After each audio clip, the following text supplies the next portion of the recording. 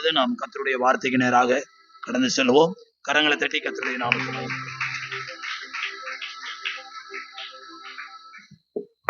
நமது ஆண்டவரும் அருமை இரட்சகருமாகிய இயேசுவின் நாமத்தினாலே என்னுடைய அன்பின் வாழ்த்துதல்களை தெரிவித்துக் கொள்கிறேன். இந்த காலை ஆராதனையிலே, இந்த வருஷத்தினுடைய கடைசி ஞாயிற்றுக்கிழமை ஆராதனையிலே வந்திருக்கிறதான உங்கள் ஒவ்வொருவரையும் தேவனாகிய கர்த்தர் ஆசீர்வதிப்பாராக. இன்றைக்கு காலையிலே என்னுடைய திருச்சபையிலே ஆராதனை முடித்துவிட்டு வேக வேகமாக பறந்து வந்தேன். கர்த்தருக்கு ஸ்தோத்திரம். அதனால ஒரு ஹெவன்லி மினிஸ்டர் வர்றார் அப்படின்னு சொல்லி நம்ம ஆட்கள் தெரியாம இன்னைக்கு கூட ரோட்ல சுத்திட்டு இருக்கிறாங்க. இருந்தாலும் பரவாயில்லை, அவர்கள் எல்லாரும் கடந்து இந்த நாளில் உங்கள் மத்தியில் நிற்பதிலே நான் மிகுந்த மகிழ்ச்சி அடைகிறேன். இன்றைக்கு நாம் ஜீவனோடு இருப்பது ஆண்டவருடைய மகா பெரிய கிருபை. இன்றைக்கு எத்தனையோ பேர் இந்த பூமியை விட்டு கடந்து போனார்கள். புதிய வருஷத்தை காணக்கூடாமலேயே எத்தனையோ பேர் மரித்து போனார்கள். இன்றைக்கு எங்கு பார்த்தாலும் கண்ணீர் அஞ்சலியுடைய அந்த போஸ்டரை பார்க்கும்போது முதல்ல நான் என்ன செய்வேன்னா, அந்த முகத்தை பார்த்துட்டு அவங்க வயசை தான் பார்ப்பேன். வயதை பார்த்துட்டு, ஆண்டவரே இவ்வளவு சீக்கிரமாய் இவர்கள் கடந்து போய் விட்டார்களே. எங்கு பார்த்தாலும் அகால மரணங்கள், பெயர் ஊர் சொல்ல முடியாத வியாதிகள், இவ்விதமாக தேசத்தில் இருந்தாலும் கர்த்தர் உங்களையும் என்னையும் சுகபத்திரத்தோடு ஜீவனோடு இந்த வருஷத்தினுடைய முடிவை காணும்படியாக இன்னும் 2 நாட்களுக்குள்ளாக ஒரு புதிய வருடத்திற்குள்ளே கடந்து செல்லும்படி கர்த்தர் நமக்கு கிருபை பாராட்டி இருக்கிறார். நாம் நிர்மூலமாகாதிருப்பது அவருடைய கிருபையே. அவருடைய இரக்கங்களுக்கு முடிவில்லை. அவர் தமது சிறகுகளால் உன்னை மூடுவார், அவர் செட்டைகளின் கீழே அடைக்கலம் புகுவார் என்று வேதம் சொல்லுகிறது. அவருடைய செட்டை நிழலிலே ஆண்டவர் உங்களையும் என்னையும் மூடி மறைத்திருக்கிறார். கர்த்தருக்கு ஸ்தோத்திரம் உண்டாவதாக. இந்த கடைசி ஆராதனையிலே நாம் இவ்வளவாய் ஏகோபித்து ஒன்று சேர்ந்து ஆண்டவரை ஆராதனை செய்வது நமக்கு கிடைத்த மாபெரும் பாக்கியம், மாபெரும் ஸ்லாக்கியம். எனவே தேவனுக்கு நாம் நன்றி உள்ளவர்களாக இருக்க வேண்டும். கர்த்தருக்கு ஸ்தோத்திரம். இந்த ஆயுசு இருக்கிற வரைக்கும் ஆண்டவரை முழு பலத்தோடு தேடுங்கள். நமக்கு கிடைத்த வாழ்க்கை இந்த ஒரு வாழ்க்கை மாத்திரமே, வேறொரு வாழ்க்கை இல்லை. எனவே இந்த ஆயுசு நாட்களிலே கர்த்தர் உங்களுக்கு கொடுத்த பலத்திலே எவ்வளவுக்கு எவ்வளவாய் தேவனை தேட முடியுமோ, எவ்வளவுக்கு எவ்வளவாய் தேவனோடு நெருங்க முடியுமோ, எவ்வளவுக்கு எவ்வளவாய் தேவனுக்கு என்று எதையாகிலும் செய்ய முடியுமோ செய்யுங்கள். ஆண்டவர் உங்களை ஆசீர்வதிப்பார். இந்த நாளிலே கூட ஒரு புதிய வார்த்தையை உங்கள் மத்தியிலே நான் பிரசங்கிக்க விரும்பவில்லை. மாறாக சுத்திகரிப்பு கூட்டம் நடந்து கொண்டு வருகிறபடியினாலே உங்களுக்கு மிகவும் பரிச்சயமான ஒரு வார்த்தையை உங்கள் மத்தியிலே நான் சொல்லி இன்றைக்கு விசேஷமாக குடும்பங்களுக்காக நான் ஜெபிக்க விரும்புகிறேன். நேற்று தினத்தில் சுத்திகரிப்பு கூட்டத்தின் முதல் நாளிலே எபேசியர் 4வது அதிகாரத்திலும் 5வது அதிகாரத்திலும் சில வசனங்களை வாசித்து நாம் எல்லாரும் நேற்று தினத்தில் வந்தவர்கள் எல்லாரையும் சுத்திகரிப்புக்குள்ளாய் நடத்தினேன். இன்றைக்கு ஆண்டவர் நம்மிடத்தில் எதிர்பார்க்கிற காரியம் என்ன? What is the expectation of God? அநேக வேளையில தீர்க்க தரிசனமான வார்த்தை நமக்கு நிறைய கடந்து வருகிறது. நிச்சயமாகவே முடிவு உண்டு, உன் நம்பிக்கை வீண் போகாது அப்படின்னு சொல்லும் போது நாம எவ்வளவு வாய் சந்தோஷப்பட்டு ஆண்டவர் என் வாஞ்சியும் என் ஏக்கத்தையும் என் விருப்பத்தையும் தாகத்தையும் நிறைவேற்றுவார்னு சொல்லி வாக்கு கொடுத்திருக்கிறார் நினைக்கும் போது எவ்வளவாய் சந்தோஷப்படுகிறோம். ஆனால் ஆண்டவர் என்னிடத்தில் எதிர்பார்க்கிற காரியம் என்ன? நாம் அநேக காரியங்களை கர்த்தரிடத்தில் எதிர்பார்க்கிறோம். நாம் ஜெபிக்கிறோம், உபவாசம் பண்ணுகிறோம், ஊழியக்காரர்கள் நமக்காய் ஜெபிக்கிறார்கள். கர்த்தர் அந்த ஜெபத்தை கேட்டு ஆண்டவர் நம்முடைய வாழ்க்கையில் அற்புதங்களையும் அடையாளங்களையும் செய்கிறார். ஆனால் அதே வேளையிலே தேவன் நம்மிடத்திலே எதிர்பார்க்கிற காரியம் என்ன? நமக்கு எல்லாருக்கும் தெரிந்ததான ஒரு வார்த்தை, வெளிப்படுத்தின விசேஷம் 2வது அதிகாரம் 4வது வசனத்தை நாம் வாசிக்க கேட்கலாம். ஆனாலும் நீ ஆதியிலே கொண்டிருந்த அன்பை விட்டாய் என்று உன் பேரில் எனக்கு ஒரு குறைவு உண்டு. எல்லாரும் ஒரு நிமிஷம் தலைகளை தாழ்த்தி நாம் ஜெபிக்கலாம். ஹல்லேலூயா. எல்லாரும் ஒரு நிமிஷம் சத்தத்தை உயர்த்தி ஸ்தோத்திரம் பண்ணுவோமா? எல்லாரும் வாய்களை திறந்து ஹல்லேலூயா. நம்முடைய தேவன் பேசுகிறவராய் இருக்கிறார். சாவாமை உள்ளவர், சேரக்கூடாத ஒளிதனில வாசமாய் இருக்கிறவர். ஹல்லேலூயா. அதரிசனமானவர். ஹல்லேலூயா. சூரிய பிரகாசத்தை போல உடைய தேவன் இந்த நாளிலே நம்மோடு கூட பேச விரும்புகிறார். ஆண்டவரே, எங்கள் இருதயங்களை திறந்தருளும். எரேமியா தீர்க்கதரிசி சொல்லுகிறார், உம்முடைய வார்த்தைகள் கிடைத்த உடனே நான் அவைகளை உட்கொண்டேன் என்று சொல்லி. ஆண்டவரே, உம்முடைய வார்த்தைகள் எங்களுக்கு வேண்டும் ஆண்டவரே. எங்கள் இருதயங்களை பக்குவப்படுத்துவீராக. எங்கள் இருதயங்கள் உமக்கு நேராய் திருப்புவீராக. உம்முடைய வார்த்தையினால் எங்களை பலப்படுத்துவீராக. இந்த புதிய வருஷத்திற்குள்ளாய் நாங்கள் கடந்து செல்வதற்கு இந்த வார்த்தை ஆண்டவரே எங்களுக்கு போதுமானதா, எங்கள் ஆவிக்குரிய வாழ்க்கையை பலப்படுத்துகிறதா இருப்பதாக என்று சொல்லி எல்லாரும் ஒரு நிமிஷம் ஜெபிக்கலாமா? ஹல்லேலூயா. அன்றைக்கு சாமுவேல் சொல்லுகிறார், ஹல்லேலூயா, பேசும் ஆண்டவரை அடியேன் கேட்கிறேன், சொல்லும் ஆண்டவரை அடியேன் கேட்கிறேன். இன்றைக்கு எல்லாரும் ஆண்டவரை பார்த்து சொல்லுங்க, ஆண்டவரை என்னோடு பேசுங்க ஆண்டவரே. எல்லாரும் வாய்களை திறந்து கேட்கலாமா? ஹல்லேலூயா. நீர் பேசுகிறவர் அல்லவா, எங்களோடு இந்த நாளில பேசுவீராக. உப்பால் சாரமேறின வார்த்தைகள், கிருபை பொறிந்தின வார்த்தைகள் இந்த பலிபீடத்திலிருந்து இந்த இடத்துல புறப்பட்டு வருவதாக. தேவ மகிமை இந்த இடத்துல வெளிப்படுவதாக. தேவ பிரசன்னம் இந்த இடத்துல வெளிப்படுவதாக. பரலோகம் இந்த ஆண்டவரே மத்தியான வேளையில திறக்கப்படுவதாக. ஹல்லேலூயா. தேவ பிரசன்னம் வெளிப்படக்கூடாதபடிக்கு சிந்தனைகளை அங்குமிகமாய் சிதறடித்து கொடுக்கிற எல்லா சத்துருடைய கிரியைகளை, மாம்சிகத்துடைய கிரியைகளை, மாம்சிகத்துடைய போராட்டங்களை இயேசுவின் நாமத்தினால கடிந்து அப்புறப்படுத்துகிறோம். கர்த்தருடைய வல்லமை வெளிப்படுவதாக. குடும்பங்களை கட்டுவிக்கிற தேவனுடைய வல்லமாய், குடும்பங்களில் மாற்றங்களை கொண்டு வருகிறதான தேவனுடைய வல்லமாய் இந்த ஆராதனை வேளையில இறங்கி வருவதாக. உடைந்து கொண்டிருக்கிறதை போல் இருக்கிறதான குடும்பங்களை இந்த ஆராதனை மூலமாய் கர்த்தர் நீர் கட்டி எழுப்புகிறதற்காய் ஸ்தோத்திரம் ஆண்டவரே. ஆண்டவரே ராஜா, அநேக குடும்பங்களில் ஒரு சமாதானமற்ற சூழ்நிலையில கடந்து வந்து கொண்டிருக்கிற தேவனாகிய கர்த்தர் நீர் அறிவீர். இப்பொழுதும் உம்முடைய ஆற்றுகிற கரம், தேற்றுகிற கரம், அன்பின் கரம் இந்த ஆராதனை வேளையில இறங்கி கொண்டிருப்பதற்காய் ஸ்தோத்திரம். ஸ்தோத்திரங்கள் உமக்கு. நாங்கள் கோடி ஸ்தோத்திரங்களை நாங்கள் ஏறெடுக்கிறோம் ஆண்டவரே. ஒரு விடுதலை இப்பொழுது இறங்கி வருகிறதற்காய் நன்றி. ஆத்துமாவில் ஒரு புதுபலன் இறங்கி வருகிறதற்காய் நன்றி. அநேகரை இந்த ஆராதனை மூலமாய் கர்த்தர் நீர் பலப்படுத்துகிறதற்காய் ஸ்தோத்திரம். அநேகரை நீர் ஆற்றுகிறதற்காய் நன்றி. காயங்கள் மறைகிறது.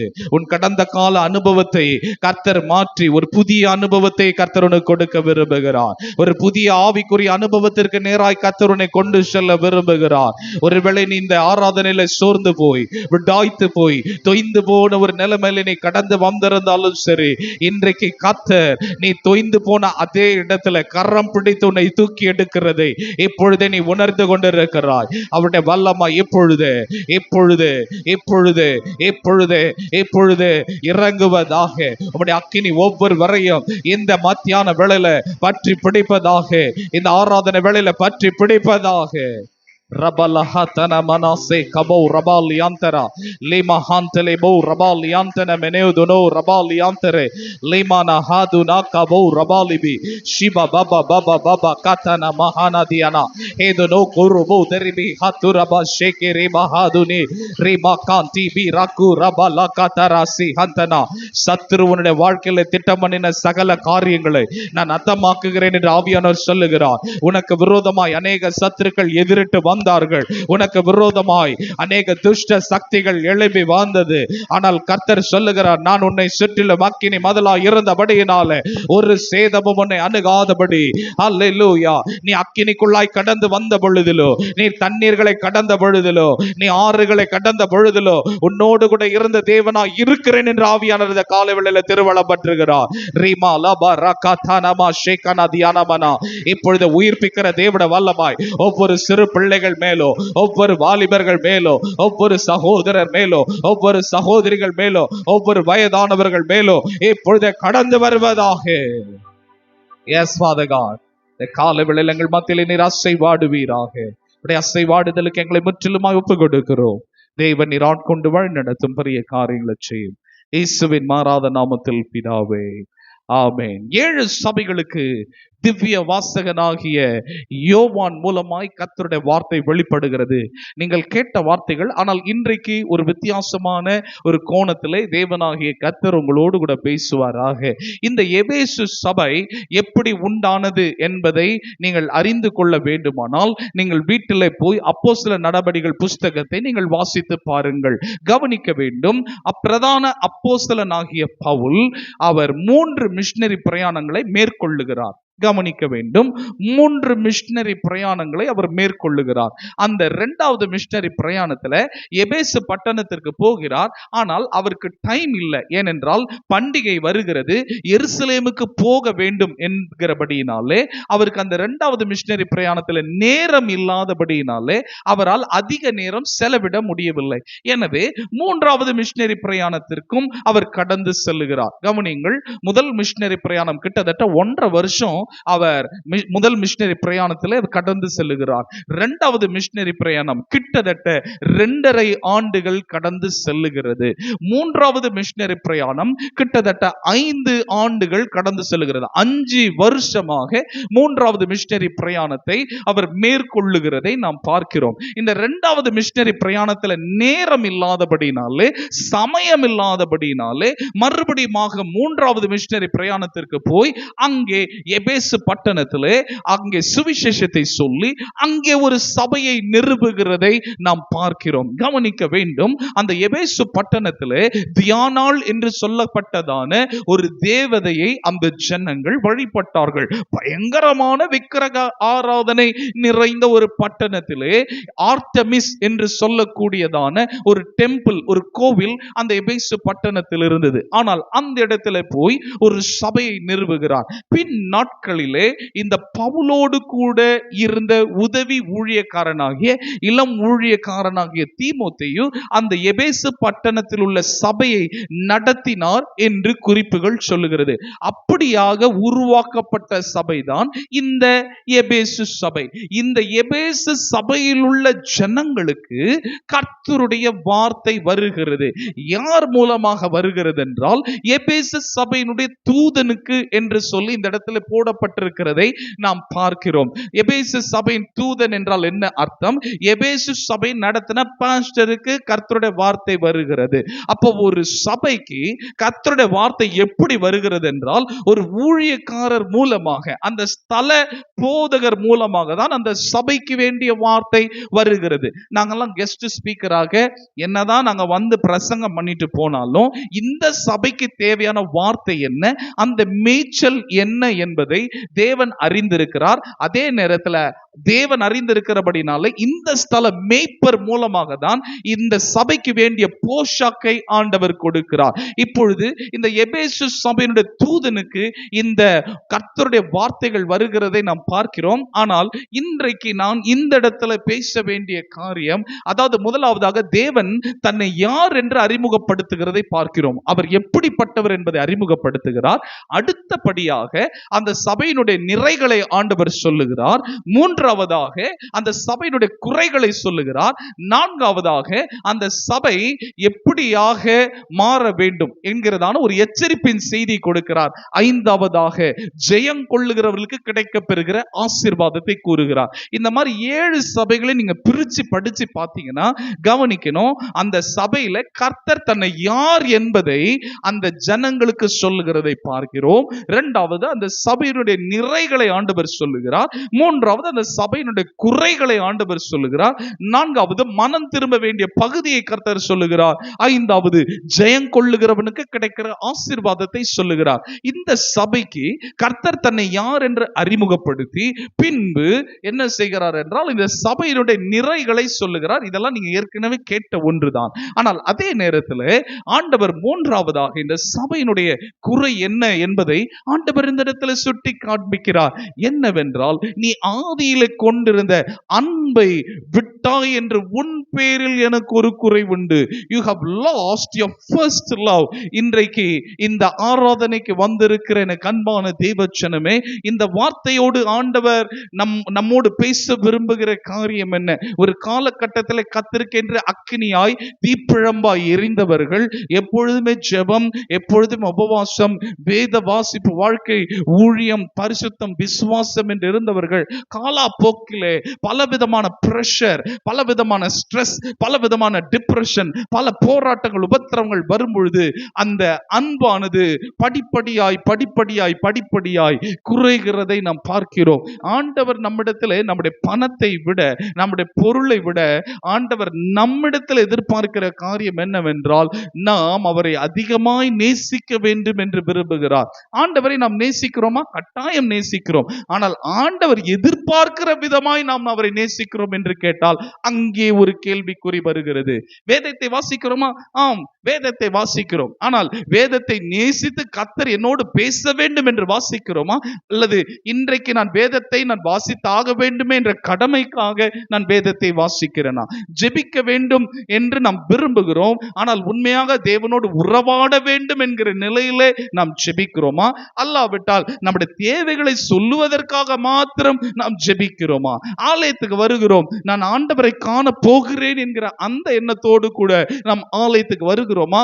அல்லாவிட்டால் நான் போகாவிட்டால் ஒருவேளை ஊழியக்காரர் என்னை கேள்வி கேட்கக்கூடும், ஏதோ நான் போனால் ஆலயத்தில் நன்மை பெற்றுக்கொள்வேன் என்கிற எண்ணத்தோடு வருகிறோமா? அப்படி என்றால் ஆண்டவர் நம்மிடத்துல என்ன எதிர்பார்க்கிறார்? நம்மிடத்துல ஒரு ஆழமான ஒரு அன்பை எதிர்பார்க்கிறார். இன்றைக்கு இந்த அன்பு நம்மிடத்துல சற்று குறையும் பொழுது ஆண்டவர் அந்த இடத்துல நம்மிடத்துல, மகனே மகளே, அந்த ஆதி அன்பிற்கு நீ திரும்பி வர மாட்டாயா என்று சொல்லி அவருடைய அந்த ஏக்க குரலோடு கூட இந்த காலை வேளையில நம்மோடு கூட பேசி கொண்டிருக்கிறார். இதற்கு ஆதாரமாக வேதத்திலே ஒரு சம்பவத்தை, உங்களுக்கு தெரிந்த ஒரு சம்பவத்தை இன்றைக்கு நீங்கள் கேட்டிராத ஒரு கோணத்திலே உங்களோடு கூட நான் பேச விரும்புகிறேன். ஆண்டவர் எப்படி நம்மிடத்தில் அன்பை எதிர்பார்க்கிறார்? எல்லாரும் என்னோடு கூட சேர்ந்து திருப்பிக் கொள்ளுங்கள். யோவான் எழுதின சுவிசேஷ புஸ்தகம் கடைசி அதிகாரம் 21வது அதிகாரம். இந்த 21வது அதிகாரம் எனக்கு ரொம்ப பிடிச்ச ஒரு அதிகாரம். கர்த்தருக்கு ஸ்தோத்திரம். Now Jesus has an encounter with Peter. இப்பொழுது பேதுருவும் இயேசுவும் இந்த இடத்திலே கடைசி வசனங்களிலே சம்பாஷணை செய்கிறதை நாம் பார்க்கிறோம். ஆண்டவர் நம்மிடத்தில் அன்பை எதிர்பார்க்கிறார் என்று சொன்னேன் அல்லவா? ஆண்டவர் எப்படிப்பட்ட அன்பை நம்மிடத்தில் எதிர்பார்க்கிறார்? இந்த இடத்துல கவனியுங்கள். இயேசுவானவர் மரித்து அவர் உயிரோடு கூட எழுந்தார். அவர் உயிரோடு இருக்கிற நாட்களில் எல்லாம் சொன்னாரு, மனுஷகுமாரன் பாவிகளுடைய கையில ஒப்பு கொடுக்கப்படுவார், ஆனாலும் அவர் 3வது நாள் உயிரோடு கூட எழுந்திருப்பார் என்று சொல்லி சீஷர்களிடத்துல பலமுறை சொன்னார்கள். ஆனால் வசனம் சொல்லுகிறது, சீஷர்கள் அதன் கருத்தை அறியவில்லை. They did not understand what Jesus was trying to tell them. இயேசு என்ன சொல்ல வருகிறார் என்பதை அவர்கள் புரிந்து கொள்ளவில்லை. நாள் வருகிறது, இவ்விதமாக இயேசுவானவர் பாவிகள் கையில் ஒப்பு கொடுக்கப்படுகிறார். இப்பொழுது நடந்த காரியம் என்ன? பேதுரு தூரத்திலே போய் அவன் ஒளிந்து கொள்ளுகிறான். எங்கடா இயேசுவோடு கூட சேர்த்து என்னையும் சிலுவையில் அறைந்து விடுவார்களோ என்கிற ஒரு பயம் அவருக்குள்ளாய் காணப்பட்டது. அதனாலதான் அரண்மனை முற்றத்திலே நின்று இயேசுக்கு என்ன சம்பவிக்கிறது என்று பார்க்கிறான். அதற்கு முன்னவே இயேசு சொல்லியிருந்தார், சேவல் 2 முறை கூவுவதற்கு முன்பாக நீ 3 தரம் மறுதலிப்ப என்று சொன்ன பொழுது அவன் சொல்லுகிறான், ஆண்டவரே, காவலிலும் சாவிலும் நான் உம்மை பின்பற்றி வருவேன் என்று சொல்லுகிறான். ஆண்டவரே, இவர்கள் எல்லாரும் உம்மை மறுதலித்தாலும் நான் உம்மை மறுதலிக்க மாட்டேன் என்று சொல்லி அவ்வளவு ஆணித்தரமாய் சொன்ன ஒரு மனுஷன். ஆனால் சூழ்நிலை வந்த பொழுதோ அவன் என்ன செய்கிறான்?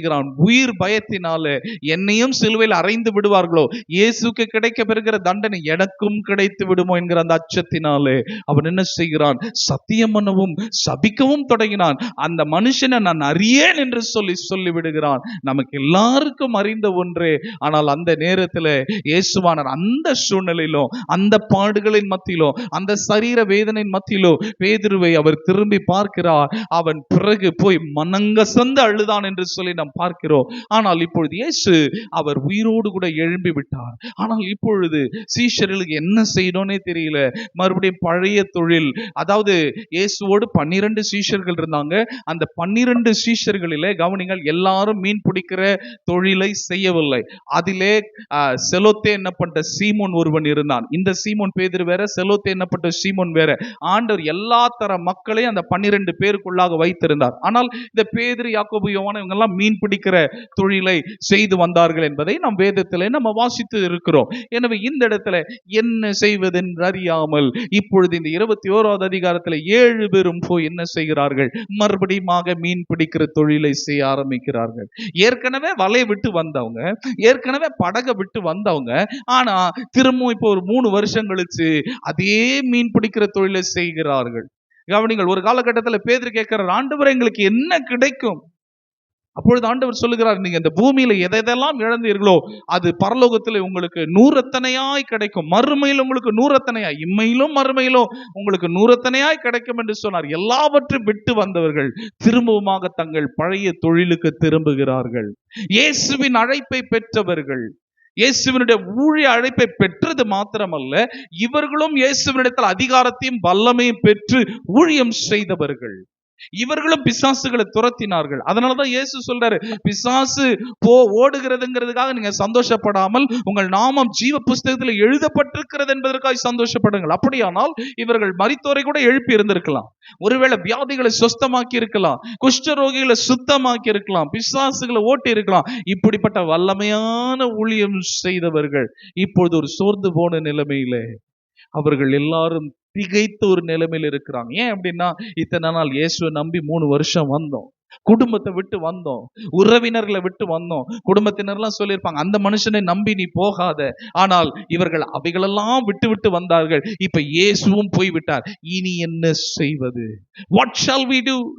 இன்றைக்கு அநேகர் அப்படிப்பட்ட ஒரு நிலைமையில தான் வந்திருக்கிறோம். ஐயோ, ஒரு காலகட்டத்தில் இயேசு அறிவதற்கு முன்பதாக எப்படியெல்லாம் வாழ்ந்தோம், ஆனால் இயேசுவினிடத்துல வந்த பிறகு எல்லாவற்றையும் இழந்து போன நிலைமையிலே நான் இருக்கிறேனே, நான் என்ன செய்யக்கூடும் என்கிறதான ஒரு கேள்விக்குறியோடு கூட நாம் அமர்ந்திருக்கலாம். மறுபடியும் விட்டு வந்த காரியத்தை தொடர்ந்து விடலாமா என்கிறதான ஒரு கேள்விக்குறியும் நமக்குள்ளாக வரலாம். ஆனால் என் அருமை நாதர் இயேசு கிறிஸ்து எப்படி இந்த சீஷர்களோடு கூட பக்குவமாக இடைப்படுகிறார் என்பதை நாம் பார்க்கிறோம். அங்க போறாங்க, அங்க மீன் பிடிக்க ட்ரை பண்றாங்க, மீன் ஒண்ணு அகப்படலை. ஆனால் ஆண்டவர் அங்கே அற்புதம் செய்து அவர்கள் மீன்களை பிடித்து வருகிறார்கள்.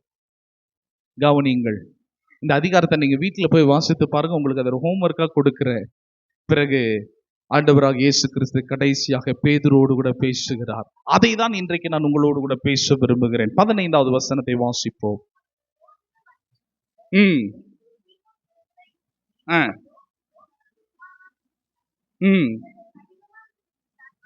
அதாவது, இவர்களிலும் அதிகமாய் நீ என்னிடத்தில் அன்பா இருக்கிறாயா என்றார். ஆம் ஆண்டவரே, உம்மை நேசிக்கிறேன் என்பதை நீர் அறிவீர் என்றான். என் நாட்டுக்குட்டிகளை மேய்ப்பாயாக என்றார். இப்பொழுது ஆண்டவர் கேட்கிறார், யோனாவின் குமாரனாகிய சீமோனே, இவர்களிலும் ஆண்டவர் நம்ம இடத்துல அன்பை எதிர்பார்க்கிறார். ஆனா நீ இடத்துல அன்பா இருக்கிறாயான்னு கேட்டா பிரச்சனை இல்லை. இந்த பிள்ளைங்க பேசாதபடி பார்த்துக்கொள்ளுங்க. இவர்களிலும், இவர்களை காட்டிலும் நீ என்ன நேசிக்கிறாயா? இன்னைக்கு ஆண்டவர் அதை தான் எதிர்பார்க்கிறார். நம்ம எல்லாரும் ஆண்டவரை நேசிக்கிறோம், ஆனா மற்றவங்களோட ஒரு படி ஆண்டவரை நம்ம கூடுதலா நேசிக்கணும்னு ஆண்டவர் விரும்புறார். நாம பெற்ற பிள்ளைங்க 2 பிள்ளைங்க 3 பிள்ளைங்க இருந்தாலும் 3 பிள்ளைங்களும் நம்ம சரமாரியாக சில தாய் தகப்பன் நேசிச்சாலும் ஒரு பிள்ளை மேல ஒரு தனி சாஃப்ட் கார்னர் இருக்கும், ஒரு பிள்ளை மேல ஒரு தனி பாசம் இருக்குன்னா அந்த பிள்ளை ரொம்ப அப்பாவோட அட்டாச்சா இருக்கும். யாக்கோபுடைய லைஃபை பார்க்கும்போது 11 பிள்ளைகள் இருந்தாங்க, 12 பிள்ளைகள். ஆனா யோசேப்பு பிறக்கிற வரைக்கும் 11 பிள்ளைகள். அதுல கடைசி காலத்துல யோசேப்பு பிறந்ததுனால மற்றவர்களோட ரொம்ப அதிகமா நேசிக்கிறான். வேதத்திலும் பார்க்கிறோம், ஈசாக்கு யாரை அதிகமா நேசித்தான்? ஏசாவை நேசித்தான். ரெபேக்காள் யாரை அதிகமா நேசிச்சா? யாக்கோபை நேசிச்சான். நீ அப்பா பிள்ளை, நான் அம்மா பிள்ளை அப்படிங்கிற பிரச்சனை ஆதியாகம காலத்திலேயே ஸ்டார்ட் ஆயிருச்சு. இன்னைக்கும் நம்ம கேட்போம் பாருங்க, நீ யாருடைய பிள்ளை? நீ டேடி செல்லமா, நீ மம்மி செல்லமான்னு கேட்போம். அப்ப அந்த பிள்ளைங்க, சில பிள்ளைங்க ரொம்ப உஷாரா சொல்லும், நான் 2 பேருடைய செல்லம்னு சொல்லும். ஆனா சில பிள்ளைங்க ரொம்ப ஞானமா, அப்பா இருந்தா அப்பா பிள்ளை, அம்மா இருந்தா அம்மா பிள்ளைன்னு சொல்லும். இப்ப ஆண்டவர் இங்க கேட்கிறது, நீ இவர்களை விட நீ என்ன அதிகமா நேசிக்கிறாயா, அன்பா இருக்கிறாய், என்னிடத்துல அன்பா இருக்கிறாயான்னு கேட்கிறார். அப்பொழுது அவன் பதில் சொல்லுகிறான், ஆம் ஆண்டவரே, நான் உம்மை நேசிக்கிறேன் என்பதை நீர் அறிவீர். உங்களுக்கு முன்பதாக ஒரு கேள்வி வைக்க விரும்புகிறேன். அன்பு என்றால் என்ன? நேசம்னா என்ன?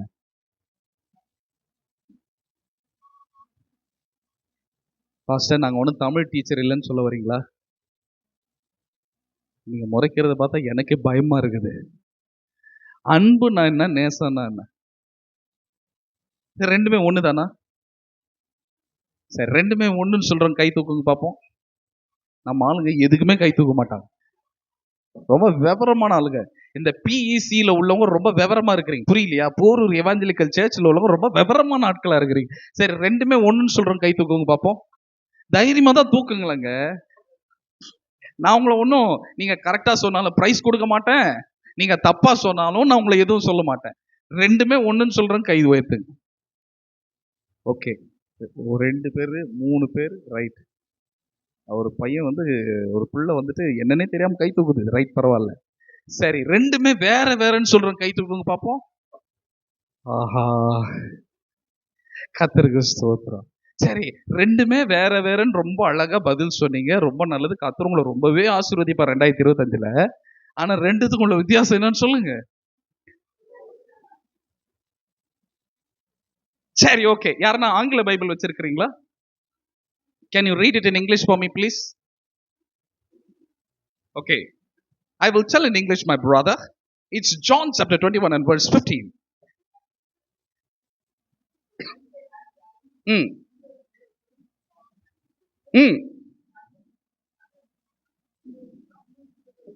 There, do you love me more than these?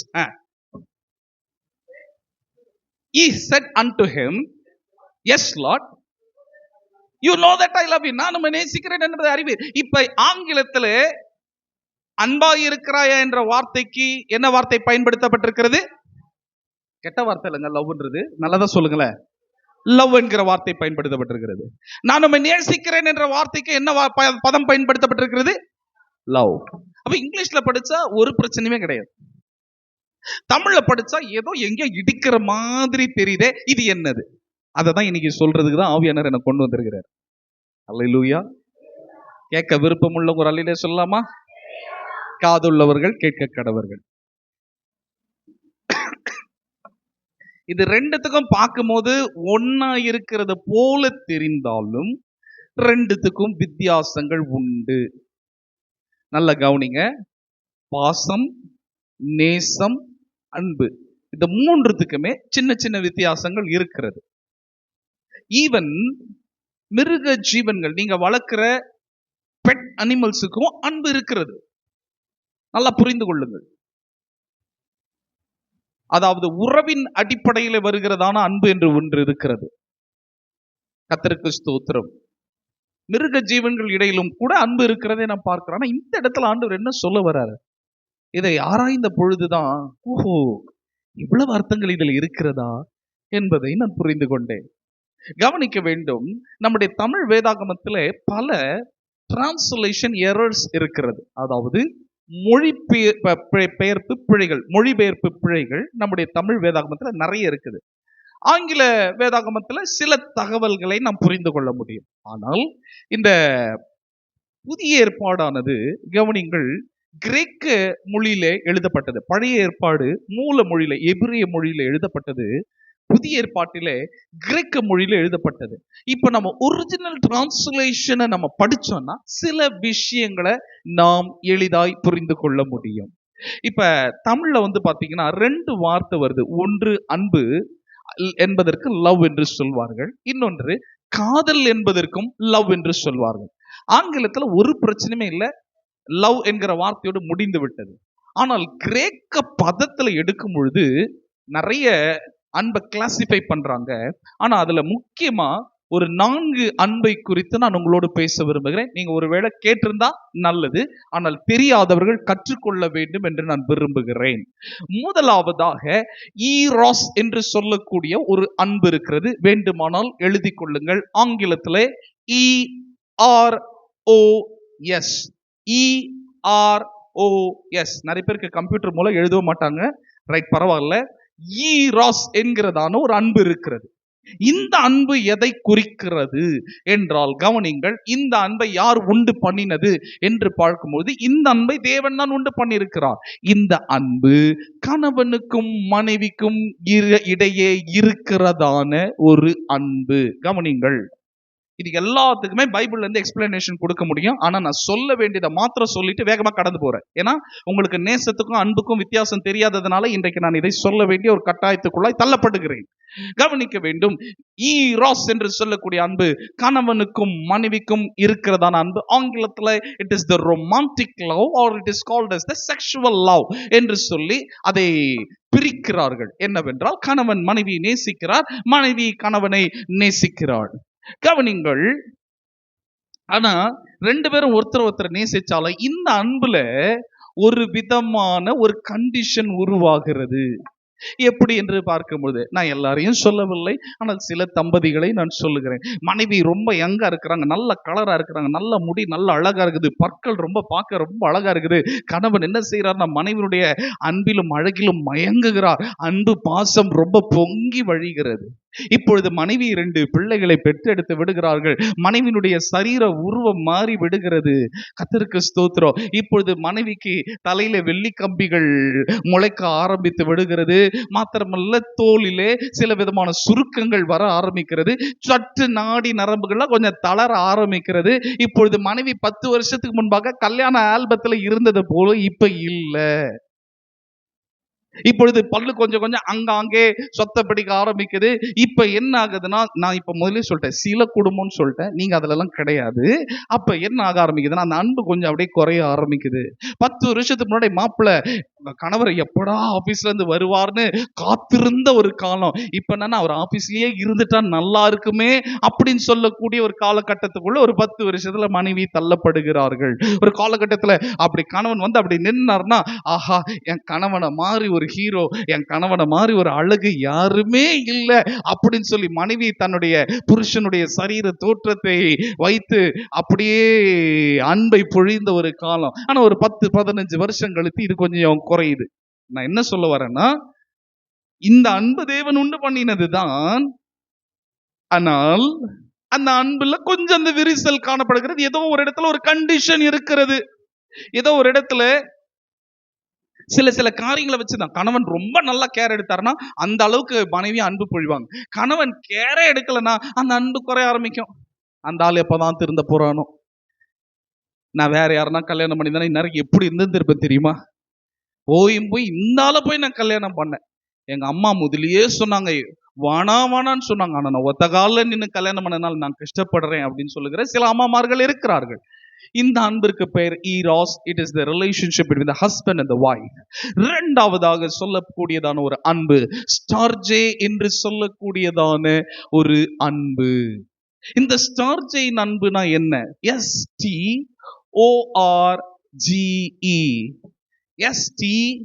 STORGE. இந்த அன்பு பெற்றோர்களுக்கும் பிள்ளைகளுக்கும் இடையிலே இருக்கிற ஒரு அன்பு. பெற்றோர்கள் பிள்ளைகளை நேசிக்கிறார்கள், பிள்ளைகள் பெற்றோரை நேசிக்கிறார்கள். இந்த அன்பையும் தேவன் தான் உண்டு பண்ணி வைத்திருக்கிறார். கவனிக்க வேண்டும், ஒரு காலகட்டத்துல அப்பா அம்மா என்ன செய்யறாங்கன்னா, பிள்ளைய ஈ கடிக்காம, எறும்பு கடிக்காம, கொசு கடிக்காம என்ன செய்யறாங்கன்னா, பிள்ளைய கஷ்டப்பட்டு வளர்த்து ஸ்கூல் ஃபீஸ் கட்ட முடியாத நாட்கள்ல எப்படியோ ஸ்கூல் ஃபீஸை கட்டி அந்த பிள்ளைய ஸ்கூல்ல படிக்க வைக்கிறாங்க. பிறகு எப்படியோ கஷ்டப்பட்டு லோனை வாங்கி, எஜுகேஷன் லோனை வாங்கி காலேஜை படிக்க வைக்கிறாங்க. அதுக்கப்புறம் என்ன நடக்குது? இப்பொழுது எஜுகேஷன் லோன்லாம் இப்ப அதாவது கட்ட வேண்டிய சூழ்நிலையில இந்த வாலிபன் அல்லது வாலிப பெண் இப்பொழுது வேலை செய்ய ஆரம்பித்து அந்த எஜுகேஷன் லோன் எல்லாம் கட்டி முடிக்கிறாள். இப்ப அல்லது இந்த வாலிபன் கட்டி முடிச்ச பிறகு இப்ப வேலை செய்ய தன் சொந்த காலில் நிக்கிற அளவுக்கு ஒரு தைரியம் வந்து விடுகிறது. அப்பா அம்மா அவ்வளவு கஷ்டப்பட்டு நிக்க வச்சுட்டாங்க. ஆனா இப்ப என்ன நடக்குதுன்னா, இந்த பிள்ளை தான் சொந்த இஷ்டப்படி நடக்க ஆரம்பிக்குது. தாய் தகப்பன் வேதனைப்படுறாங்க. எப்படிலாம் படிக்க வச்சேன் என் மகனை, எப்படிலாம் படிக்க வச்சேன் என் மகளை, எவ்வளோ கஷ்டப்பட்டேன். ஒரு வார்த்தை சொன்னா பொறுத்துக்க மாட்டேங்கிறான், ஒரு வார்த்தை சொன்னா பொறுத்துக்க மாட்டேங்கிறான், தான் இஷ்டப்படி நடக்கிறான். எனக்கு சம்பாதிக்கிறது, எனக்கு எல்லாவற்றையும் கொடுக்கலனாலும் பரவாயில்லை, ஆனா கொஞ்சத்தையும் கொடுக்காம தன் இஷ்டப்படி செலவு செய்கிறானே, ஐயோ அப்படின்னு சொல்லி வேதனைப்படுகிறதான பெற்றோர்கள் விட அங்க ஒரு எதிர்பார்ப்பு வருது. என்னன்னா, பிள்ளைகள் சம்பாதித்து தாய் தகப்பனு கொடுக்கணும், ஏன்னா கல்யாணத்துக்கு சேர்த்து வைக்கணுமே, இந்த பிள்ளைகளுக்கு லைஃப் செட்டில்மெண்ட் பண்ணணுமே அப்படின்ற ஒரு கண்டிஷன் அங்கே உருவாகிறது. அதே போல பெற்றோர்களுடைய வாழ்க்கையில, பிள்ளைகளுடைய வாழ்க்கையில பார்க்கும்போது கூட ஒரு காலகட்டத்துல அப்பா அம்மா பயங்கரமா நேசிப்பாங்க. ஆனா குடும்பம்னு வந்ததுக்கு அப்புறமா ஐயோ அப்பா அம்மா கொஞ்சம் ஒதுக்குற மாதிரி ஃபீல் பண்ணுகிறதான சில குடும்பங்கள் இருக்கிறாங்க. ஐயோ முன்ன நான் கல்யாணத்துக்கு முன்னாடி அப்பா அம்மா என்ன எவ்வளவு நேசிச்சாங்க, ஆனா இப்ப அந்த அன்பு குறைகிறது. அப்ப இந்த அன்பையும் தேவன் உண்டு பண்ணினதான ஒரு அன்பு, பெற்றோர்களுக்கு பிள்ளைகளுக்கு நேச்சுரலா இயற்கையாகவே தேவன் ஒரு அன்பை வைத்து இருக்கிறார். இந்த அன்பிற்கு பேர் ஸ்டார்ஜே என்று சொல்லுவார்கள். மூன்றாவதாக ஒரு அன்பு இருக்கிறது. It is called as phileo, PHILEO, phileo. ஒருவேளை நான் சொல்லுகிற காரியங்களை நீங்கள் வேகமாக நீங்க அப்சர்வ் பண்ணி கொள்ள முடியாவிட்டால் நீங்க லைவ்ல இந்த வீடியோ இருக்கும், திரும்பமாக நீங்கள் போட்டு கேட்கும்படி அன்போடு கேட்டுக்கொள்கிறேன். phileo, this love is called as the brotherly love. அதாவது சகோதர சிநேகம். அதாவது சகோதரன் சகோதரியை நேசிப்பது, சகோதரன் இன்னொரு தன்னுடைய உடன் பிறந்த சகோதரனை நேசிப்பது, அல்லது சகோதரி சகோதரி நேசிப்பது. இன்னும் புரியுற மாதிரி சொல்லணும்னா, அண்ணன் தம்பியை நேசிக்கிறது, தம்பி அண்ணனை நேசிக்கிறது, அக்கா தங்கையை நேசிப்பது, தங்கை அக்காவை நேசிப்பது, அல்லது அக்கா தம்பியை நேசிப்பது, இல்லாவிட்டால் அண்ணன் தங்கையை நேசிப்பது. இப்படிப்பட்டதான உறவு. அல்லாவிட்டால் நண்பர்களுக்கு இடையே இருக்கிறதான ஒரு அன்பு. இந்த அன்பு தேவன் தான் உண்டு பண்ணி வைத்திருக்கிறார். ஆனா இந்த அன்புல ஒரு கண்டிஷன் இருக்கு. முதல்ல ஈராஸ் என்று சொன்னேன், கணவனுக்கும் மனைவிக்கும் இடையில இருக்கிறதான அன்பு. இந்த அன்பு நல்ல அன்பு தான், தேவன் உண்டாக்கின அன்பு. ஆனால் அங்கே ஒரு கண்டிஷன் இருக்கிறது. அடுத்தது ஸ்டார்ஜே என்று சொல்லக்கூடியதான அன்பு, அதுவும் தேவன் உண்டு பண்ணினதான அன்பு, பெற்றோர்களுக்கும் பிள்ளைகளுக்கும் இடையில இருக்கிற அன்பு. மூன்றாவதாக பிலையோ என்று சொல்லக்கூடியது, அது சகோதரர்களுக்கு இடையே இருக்கிறதான அன்பு. இந்த அன்பும் தேவன் உண்டு பண்ணி வைத்திருக்கிறார். நண்பர்களுக்கும் இந்த அன்பு பொருந்தும். என்னன்னா, இன்னைக்கு நீ எனக்கு டீ வாங்கி தர, நான் நாளைக்கு உனக்கு காஃபி வாங்கி தரேன். இன்னைக்கு நீ எனக்கு பஜ்ஜி போண்டா வாங்கி தரியா, நான் நாளைக்கு உனக்கு சமோசா வாங்கி தரேன். ஏன்னா நேத்து நீ எனக்கு வாங்கி கொடுத்தா நான் இன்னைக்கு நான் செய்யறேன். இது ஒரு விதமான அன்பு. 2 நாள் நீங்க டீ வாங்கி கொடுக்கலன்னா 3ஆவது நாள் அவர் காஃபி வாங்கி கொடுக்க மாட்டாரு. இவன் கஞ்ச பிசினாரியா இருக்கிறான்டா, அதனால நம்ம செய்யக்கூடாது. அப்ப என்னன்னா, இந்த அன்புல ஒரு விதமான கண்டிஷன் இருக்கிறது. கர்த்தருக்கு ஸ்தோத்திரம். ஆனால் இந்த 3 அன்பு இருந்தாலும் கடைசியா ஒரு அன்பு இருக்கிறது. அந்த அன்பிற்கு பேர் அகாப்பே என்று சொல்லக்கூடிய ஒரு அன்பு. AGAPE, agape. AGAPE, agape. இந்த அன்பு என்ன தெரியுமா? நீ என்னை நேசிக்கவில்லை, ஆனால் நான் உன்னை நேசிக்கிறேன். நீ என்னிடத்துல எதையும் எதிர்பார்க்கவில்லை, ஆனால் நான் உன்னை நேசிக்கிறேன். எந்த ஒரு கண்டிஷனுமே இல்லாமல் நான் உன்னை நேசிக்கிறேன். இந்த அன்பு என்ன அன்புனா, டிவைன் லவ், தெய்வீக அன்பு. எதிர்பார்ப்பே இல்லாமல் கொடுக்கப்படுகிறதான ஒரு அன்பு. இந்த அன்பை தான் பிதாவாகிய தேவன் உங்களுக்கும் எனக்கும் தம்முடைய குமாரனாகிய இயேசுவின் மூலமாய் வெளிப்படுத்தினார். விளங்குச்சுங்களா? எல்லாருமே இன்னைக்கு பாத்தீங்கன்னா இயேசுடைய அன்பை தான் ரொம்ப பெருசா பேசுவாங்க. நல்லது, 100க்கு 100 உண்மை. ஆனா நான் ஒன்று சொல்லட்டுமா? இயேசு நம்மை நேசிப்பதற்கு முன்பதாக இந்த பிதாவானவர் நம்மை நேசித்தார். அந்த பிதா நம்மளை அவ்வளவு அதிகமா நேசிச்சதுனாலதான் சொந்த குமாரன் கூட பார்க்காமல் இயேசு உங்களுக்காக எனக்காக கொடுத்தார். ஹல்லேலூயா. என் தேவனே என் தேவனே ஏன் என்னை கைவிட்டீர்னு கேட்கிறாருன்னு என்ன அர்த்தம்? நிறைய பேருக்கு அந்த அர்த்தம் விளங்கல. என் தேவனே ஏன் என்னை கைவிட்டீர்? ஓ God, why have you forsaken me? நிறைய பேர் நினைக்கிறது பிதாவாகிய தேவன் இயேசு கிறிஸ்துவை கைவிட்டு விட்டார். பிதாவாகிய தேவன் இவ்வளவு அடிக்கப்படுகிறதை பார்த்து விட்டு அவர் மௌனமா இருக்கிறார். பிதாவாகிய தேவன் இவ்வளவாய் தம்முடைய குமாரன் பரியாசம் பண்ணப்படுகிறதை பார்த்து அவர் ஒரு பதிலும் செய்யாமல் காப்பாற்றாமல் இருக்கிறாரே, கைவிட்டு விட்டாரோ? அப்படிதான் யூதர்களும் வழிப்போக்கர்களும் பேசினார்கள். என்ன அர்த்தம் தெரியுமா? இயேசுவும் பிதாவையும் பிரிக்கவே முடியாது. பிலிப்பு கிட்ட சொல்றாரு, என்னை கண்டவன் பிதாவை காண்கிறான். ஆண்டவரே பிதாவை எங்களுக்கு காட்டும். இவ்வளவு காலம் நீ இருந்து அறியலையா? நான் பிதாவுடைய தற்ஸ்வரூபம். I am the image of Father God. நான் தான் அந்த ஸ்வரூபம். நீ என்ன பார்த்தனா நீ பிதாவை பார்த்தது போல. பிதாவையும் இயேசுவையும் பிரிக்க முடியாது. கவனிங்கள். ஆனா என்ன நடந்ததுன்னா, கவனிங்கள் your attention please. இந்த சிலுவையில பிதாவாகிய தேவன் இயேசுவுக்கு ஒரு பதிலும் கொடுக்கல. The connection was cut off. The connection was disconnected. இயேசுக்கும் பிதாவுக்கும் இருக்க அந்த ஐக்கியமானது அந்த 6 மணி நேரமாக துண்டிக்கப்பட்டு விட்டது.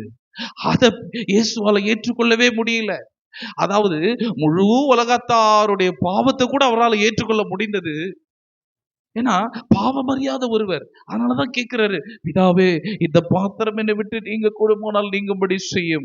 என்ன அர்த்தம்னா, ஐயோ என்ன அடிக்கப்பட போறேனே, ஐயோ என்ன சித்திரவதைப்படுத்த போறாங்களே, இந்த வலி என்னால தாங்க முடியாது என்ற அர்த்தம் அல்ல. பரிசுத்தமான ஒருவர், கன்னி மரியாளுடைய வயிற்றில பிறந்த ஒருவர் அல்லவா அவர். இப்பொழுது முழு உலகத்தோட பாவத்தை ஏற்றுக்கொள்ளனா பரிசுத்தமான ஒருவர். இவ்வளவு பாவத்தை என் தலையின் மேல் நான் ஏற்றுக்கொள்ள வேண்டுமா? அதை நினைச்சுதான் இந்த பாத்திரம் என்னை விட்டு நீங்க கூடுமானால் நீங்கும்படி செய்யும் என்று சொல்லி அவர் விண்ணப்பம் பண்ணுகிறார். பிதாவுக்கும் இயேசுக்கும் இருக்க அந்த கனெக்ஷன் விடுபட்டு போயிடுச்சு. அதனாலதான், ஏன்னா பிதா கிட்ட இருந்து ஒரு பதிலும் இல்லை. அந்த 3 மணி நேரம் இயேசு சிலுவையில உயிரோடு தொங்குகிறார். அடுத்த 3 மணி நேரம் அவர் டெட் பாடியாக சிலுவையில தொங்குகிறார். மொத்தம் 6 மணி நேரம், ஆல்மோஸ்ட் 6 மணி நேரம் சிலுவையில தொங்குறார். 3 மணி நேரம் உயிரோடு இருந்தாரு, 3 மணி நேரம் அவருடைய ஜீவன் அவருக்குள்ளாக இல்லை. அப்ப இயேசு நம்மை நேசிப்பதற்கு முன்பதாக பிதாவானவர் நம்மளை அதிகமா நேசிச்சதுனாலதான் அடிக்கப்படுறார் இயேசு கிறிஸ்து. பிதாவானவர் அதை பொறுத்துக்கிட்டு அந்த வலி வேதனை தாங்கி கொண்டு அவர் இருக்கிறார். கவனிங்கள். இப்ப உங்க பிள்ளைய உங்க கண்ணு முன்னாடியே பயங்கரமா அடின்னு அடிக்கிறாங்க. நீங்க காப்பாற்றக்கூடாத ஒரு நிலைமையில இருக்கும் பொழுது கவனிங்க, அந்த புள்ள வாங்குற அடியை விட அந்த தாய் தகப்பனுக்கு இருதயத்துல இருக்கிற அந்த வலி வேதனை இருக்கு பாருங்க, அது அதை விட பெரியது. பிள்ளைகளை பெற்றவர்களுக்கு நான் சொல்லுகிறது விளங்கும். உங்க பிள்ளை உடம்பு சரியில்லை அப்படின்னு சொல்லும் போது, அந்த பிள்ளைக்கு உடம்பு சரியில்லை, சரீரத்துல ஜுரமோ அல்லது ஏதாவது வியாதி வர்றதை விட அந்த பெற்றெடுத்த அந்த தாய் தகப்பனுடைய இதயம் துடிக்கும். ஐயோ என் பிள்ளைக்கு என்ன ஆச்சோ ஏதாச்சோ. சரீரத்துல அந்த பிள்ளை துடிக்குது, ஆனா மனசுல தாய் தகப்பனுடைய இதயம் துடிக்கிறது போல பிதாவாகிய தேவன் அவ்வளவு துடிப்பையும் பார்த்து கொண்டு என் சொந்த குமாரனை அடிக்கிறார்கள் என்று சொல்லி அவர் பார்த்து கொண்டு அந்த வேதனையெல்லாம் உங்களுக்காக எனக்காக தாங்கினார். அப்படி என்றால் இயேசு அடித்தது பிதாவை அடித்ததை போல நீங்களும் நானும் அவரை தெரிந்து கொள்ளவில்லை, அவரே நம்மை தெரிந்து கொண்டார். நீங்களும் நானும் அவரை தேடி வரல, அவர் நம்மை தேடி வந்தார். நம்ம பாவிகளா இருக்கையில் கவனிங்கள், நம்ம பரிசுத்தவான் ஆக்கி ஆண்டவர் நம்மளை நேசிக்கல, நம்ம பாவியா இருக்கும் போதே நம்ம நேசித்து பிறகுதான் நம்மை பரிசுத்தப்படுத்தினார். நம்ம பாவிகளா இருக்கும் பொழுது ஆண்டவரை விட்டு தூரமா இருந்தோம், அந்நியரா இருந்தோம், காணியாட்சிக்கு புறம்பா இருந்தோம். ஆனாலும் நம்மை தேடி அவர் வந்தார் அல்லவா. ரட்சிக்கப்பட்ட பிறகு கூட எத்தனை வேளையில ஆண்டவரை விட்டு தூரம் போறோம், எத்தனை ஞாயிற்றுக்கிழமை ஆராதனை தவற விடுறோம், எத்தனை முறை வேதத்தை வாசிக்காம போறோம், ஜெபிக்காம போறோம், அத்தருடைய பிரசன்னத்தை அசட்டை பண்றோம். ஆண்டவர் நினைச்சிருந்தாருன்னா நம்மளை தள்ளிட்டு வேற அவரை சேவிக்கிற உண்மையான ஜனங்கள் இருக்கிறாங்க, அவங்களுக்கு அந்த ரட்சிப்பை கொடுத்திருக்கலாமே. ஆனா இவ்வளவாய் அவரை விட்டு தூரம் போனாலும் நம்ம இன்னும் நேசிக்கிற நல்ல ஆண்டவர் ஒருவர் இருக்கிறார். ஹல்லேலூயா. இந்த அன்பிற்கு தான் அகாப்பே என்று சொல்லக்கூடிய அன்பு. இந்த அன்புனாலதான் பிதாவாகிய தேவன் உங்களை என்னை நேசித்தார். இந்த அன்பினாலதான் இயேசு கிறிஸ்து உங்களை என்னை நேசித்தார். இந்த அன்பு ரொம்ப விலையேற பெற்றது. இந்த அன்பை ஒருபோது வார்த்தைகளினால் விவரிக்க முடியாது. இந்த அன்பை ஒருபோதும் நாம எழுத்தினால எழுத முடியாது. அதை உணர்ந்தா மட்டும்தான் புரியும். நம்முடைய ஆண்டவர் ரொம்ப ரொம்ப ரொம்ப நல்லவர். இப்ப நான் அர்த்தத்துக்கு வர்றேன். இப்ப நீங்க கேட்கலாம், இப்ப என்னதான் சொல்ல வர்றீங்கன்னு நீங்க கேட்பீங்க. இப்ப நான் அர்த்தத்தை சொல்றேன். பேதுருவே, நீ என்னிடத்தில் அன்பா இருக்கிறாயா அப்படின்னு கேட்கிறாரு. ஒரிஜினல் டிரான்ஸ்லேஷன் என்ன அர்த்தம்னா, பேதுருவே பேதுருவே, உன்னிடத்துல நான் எதிர்பார்க்கிற அகாப்பே என்கிற அந்த அன்பு உன்னிடத்தில் இருக்கிறதா? அகாப்பே அன்பு இருக்கிறதா? ஒண்ணுமில்லாத உன்னை நான் மீன் பிடிக்கிற தொழிலை செய்து கொண்டிருந்த உன்னை நான் அழைத்தேனே, என் பின்பாக வான்னு சொன்ன உடனே வலையெல்லாம் விட்டு படகெல்லாம் விட்டு என் பின்னாடி வந்தியே, ஊழியம் செய்தியே, நான் தங்குற இடத்துல நீயும் தங்குனியே, ஏன் கூட ஒரே தட்டுல சாப்பிட்டியே, உன்னிடத்துல நான் எதிர்பார்க்கிற அகாப்பே அன்பு இருக்கிறதா? பேதுருவே, mister Peter, do you love me? ஆனா ஒரிஜினல் டிரான்ஸ்லேஷன் அகாப்பே அன்பு இருக்கிறதா. இப்ப பேதுரு தமிழ்ல படிக்கும்போது நான் உன்னை நேசிக்கிறேன்னு சொல்றாரு. என்ன அர்த்தம் தெரியுமா? ஆண்டவரே, நம்ம நேசிக்கிறோம்பா, ஆனா நேசிக்கிறேன்னு சொல்றதுக்கு அதுக்கு பயன்படுத்தப்பட்டிருக்கிற வார்த்தை, நான் உண்மை பிலியோ அன்பினால நேசிக்கிறேன்ப்பா. புரியுதுங்களா? சகோதரத்துக்குண்டான அன்புனால நேசிக்கிறேன். அன்பு இருக்குது, ஆனா நீங்க எதிர்பார்க்கிற அந்த அகாப்பே அன்பு இல்ல. அந்த அகாப்பே அன்பு இருந்திருந்ததுன்னா சிலுவையில் இயேசுவோடு கூட தன்னையும் மறைவதற்கு ஒப்பு கொடுத்திருந்திருப்பார். ஜீவனுக்கு பயந்து ஓடி இருக்க மாட்டார். ஐ லவ் யூ லார்ட், ஆனா நீங்க எதிர்பார்க்கிற அகாப்பே அன்பு இல்ல, பிலியோ அன்பு தான்ப்பா இருக்குது. பிலியோ அன்பு. இப்ப இன்னைக்கு உங்களை பார்த்து கேட்கும்போது ஆண்டவர் நேசிக்கிறீங்களா, நீங்க என்ன சொல்லுங்க? பாஸ்டர், பிரதர், ஆண்டவரை நேசிக்காமையா பிரதர் இவ்வளவு தூரம் ஆலயத்துக்கு வந்திருக்கிறோம்? காலையில 9:30 மணி நேரம் இருந்து 2 மணி வரைக்கும் நாங்க உட்கார போறோம். பிரியாணி கூட நாங்க பார்க்கல பிரதர். நீங்க எவ்வளவு நேரம் வேணா பேசுங்க, அன்புனால தானே உட்கார்ந்து இருக்கிறீங்க. பயமா இருக்குல்ல? இருதயம் கலங்காதிருப்பதாக. சீக்கிரமா என் பிரசங்கத்தை நிறைவு செய்கிறேன். அன்பு இருக்குது, ஆனா அவர் எதிர்பார்க்கிற அந்த அன்பு இருக்குதா? அவர் எதிர்பார்க்கிற அந்த அகாப்பே அன்பு உங்ககிட்ட இருக்குதா? அததான் கர்த்தர் எதிர்பார்க்கிறார். சரி, இப்ப பதில். அவர் என் ஆட்டுக்குட்டிகளை மேய்ப்பாயாக. என் ஆட்டுக்குட்டிகளை மேய்ப்பாயாக ஒரு அர்த்தம், ஊழியம் செய்யறவங்க எடுத்தெடுப்புல என்ன தெரியுமா செய்யறாங்க? நான் மைக்க பிடிக்கணும்னு நினைக்கிறாங்க. ரொம்ப நல்லது. உலகத்துல ஒரு பழமொழி சொல்லுவாங்க, தடியாட்டவெல்லாம் பரவாயில்லையே, இதை கரெக்டா பதில் சொல்றீங்களே. இன்னைக்கு நிறைய பேருக்கு மைக்க பிடிச்சோடனே பாஸ்ட் ஆயிடணும்னு பாக்குறாங்க. ஆனா முதல்ல இந்த ஊழியம் எங்க ஆரம்பிக்கணும்னா சண்டே கிளாஸ்ல ஆரம்பிக்கணும். நீங்க சண்டே கிளாஸ்ல ஆரம்பிச்சு நீங்க நடத்தி பார்த்தீங்கன்னா உங்களுக்கு பொறுமை தானாவே வரும். ஒன்னு ஒவ்வொரு தின்ஸா இருக்கும் பாருங்க. ஏசப்பா, இந்த விபிஎஸ் நடத்தும் போது இந்த 50 பிள்ளைங்களை வச்சு நடத்துறதுக்கு நமக்கு உண்மையா சொல்ற பிரதமர்லாம் யார் யாருக்கும் அவார்டு கொடுக்குறாங்க, நமக்கு அவார்டு கொடுக்கணுங்க. கர்த்தருக்கு ஸ்தோத்திரம் உண்டாவதாக. ஒரு பாட்டை சொல்லி கொடுத்த முன்னாடி அங்கிள் இவன் என்ன கிள்றான், அங்கிள் இவன் என்ன அடிக்கிறான், இவன் என்ன கண்ணில் குத்திட்டான், டே உனக்கு குத்துறதுக்கு வேற இடமே இல்லையாடா, ஏன்டா அவனை ஏன்டா குத்துன? அதுல 2 பேர் ஏஞ்சி ஓடுவாங்க, எனக்கு வானா, நான் நாள்ல இருந்து வரமாட்டேன் அப்படிம்பாங்க. டே வாடா தம்பி, உனக்கு பிஸ்கட் கொடுக்குறேன்டா, சாக்லேட் கொடுக்குறேன்டா, வாடா. இந்த 50 பிள்ளைங்களை வச்சு மேய்க்கிறதுக்கு படாத பாடு. ஆட்டுக்குட்டியை மேய்ப்பாயாக. சண்டே கிளாஸ் ஊழியம் செய்யுங்க. கொஞ்சம் இருமல் அதிகமா இருக்கிறது, கைண்ட்லி எக்ஸ்கியூஸ் மீ. ஆனா இந்த சண்டே கிளாஸ் ஊழியம் தாங்க ஒரு பெரிய எஃபெக்டை கொண்டு வர ஊழியம். உங்களுக்கு தெரியுமா? நீங்க பெற்றோர்களோடு கூட நல்ல ரேப்போ பில்டு பண்றதுக்கு இந்த மினிஸ்ட்ரி ரொம்ப முக்கியம். ஆனா இன்னைக்கு நிறைய சபைகளில் இந்த சண்டே ஸ்கூல் ஊழியம் நிராகரிக்கப்பட்டு விட்டது. நீங்க சின்ன பிள்ளைகளை கத்தருக்குள்ள நீங்க எப்படியாச்சும் நடத்திட்டீங்கன்னா முதிர் வயது வரைக்கும் விட மாட்டாங்க. பாரத்தோட நடத்தணும். நடத்துறத கடமைக்காக செய்யக்கூடாது, பாரத்தோட. ஆண்டவர், இந்த பிள்ளை எப்படியாச்சும் சண்டே கிளாஸ் ஊழியத்தில் இருக்கிறாங்க, ஆண்டவர் இந்த பிள்ளை எப்படியாச்சும் ரட்சிக்கப்படணும், இந்த பிள்ளைக்கு எப்படியாவது இயேசுவை கொடுத்து விட வேண்டும் அப்படிங்கிற அந்த எண்ணத்தோடு கூட நீங்கள் செய்வீர்களானால் நிச்சயமாய் நான் சொல்லுகிறேன், அந்த ஊழியத்துல ஒரு பெரிய எஃபெக்ட் நீங்க பார்க்க முடியும். ஆட்டுக்குட்டிகளை மேய்ப்பாங்க. இன்னொரு அர்த்தம் என்னன்னா, அவர் சொல்ற அர்த்தம் என்னன்னா, புதுசா ரட்சிப்புக்குள்ள வருகிறவர்கள குட்டிகள், அவங்களை நீ மேய்க்கணும்பா. ஏசா யாக்கோபை கூப்பிடுறான், வா நம்ம எல்லாரும் சேர்ந்து போலாம். யாக்கோபு என்ன தெரியுமா சொல்றான்? என்கிட்ட அண்ணே கரவல் ஆடுகள் இருக்குது ஆண்டவனே, அவங்களை துரிதமாய் நடத்தினால் அவைகள் மாண்டு போயிடும். வேகமா நடத்த முடியாது, கரவல் ஆடு எல்லாம் கொஞ்சம் எல்லாம் கன்சீவ்டா இருக்குது, அதனால கொஞ்சம் வேகமா நடத்திட்டா எல்லாம் செத்துரும், குட்டி கிடைக்காது. அதனால நீர் முதல்ல போகும், நாங்க அப்புறமா பின்னாடி வர்றேன். அப்ப கரவல் ஆடுகளை பொறுமையா தான் நடத்தணும். விசுவாசிகளை நடத்துற மாதிரியே சண்டே ஸ்கூல் பிள்ளைகளை நடத்த முடியாது. கத்தருக்குள்ளாக பலப்பட்டு பக்குவப்பட்ட ஒருவரை ட்ரீட் பண்ற மாதிரி புதுசா ரட்சிப்புள்ள வரவங்களை நடத்த முடியாது. அவங்க கிட்ட பொறுமையா தான் நம்ம இருந்தாகணும். என்னதான் சொன்னாலும் அவங்க செய்யறதான் செய்வாங்க, வேற வழியே இல்லை. அவங்களை நேசிச்சு அரவணைச்சு என்னதான் பரிசுத்தத்தை கற்றுக் கொடுத்தாலும் திரும்ப திரும்ப திரும்ப பாவத்துக்கு தான் போவாங்க. ஆனால் அவர்களை மன்னித்து அவர்களை ஏற்றுக்கொண்டு அவர்களுக்கு நம்ம ரட்சிப்பை சொல்லிதான் நடத்தணும். ஆட்டுக்குட்டிகளை மேய்ப்பாயாக. 2வது மறுபடியும் இப்ப 16வது வசனத்தை சத்தமாய் வாசிப்போம்.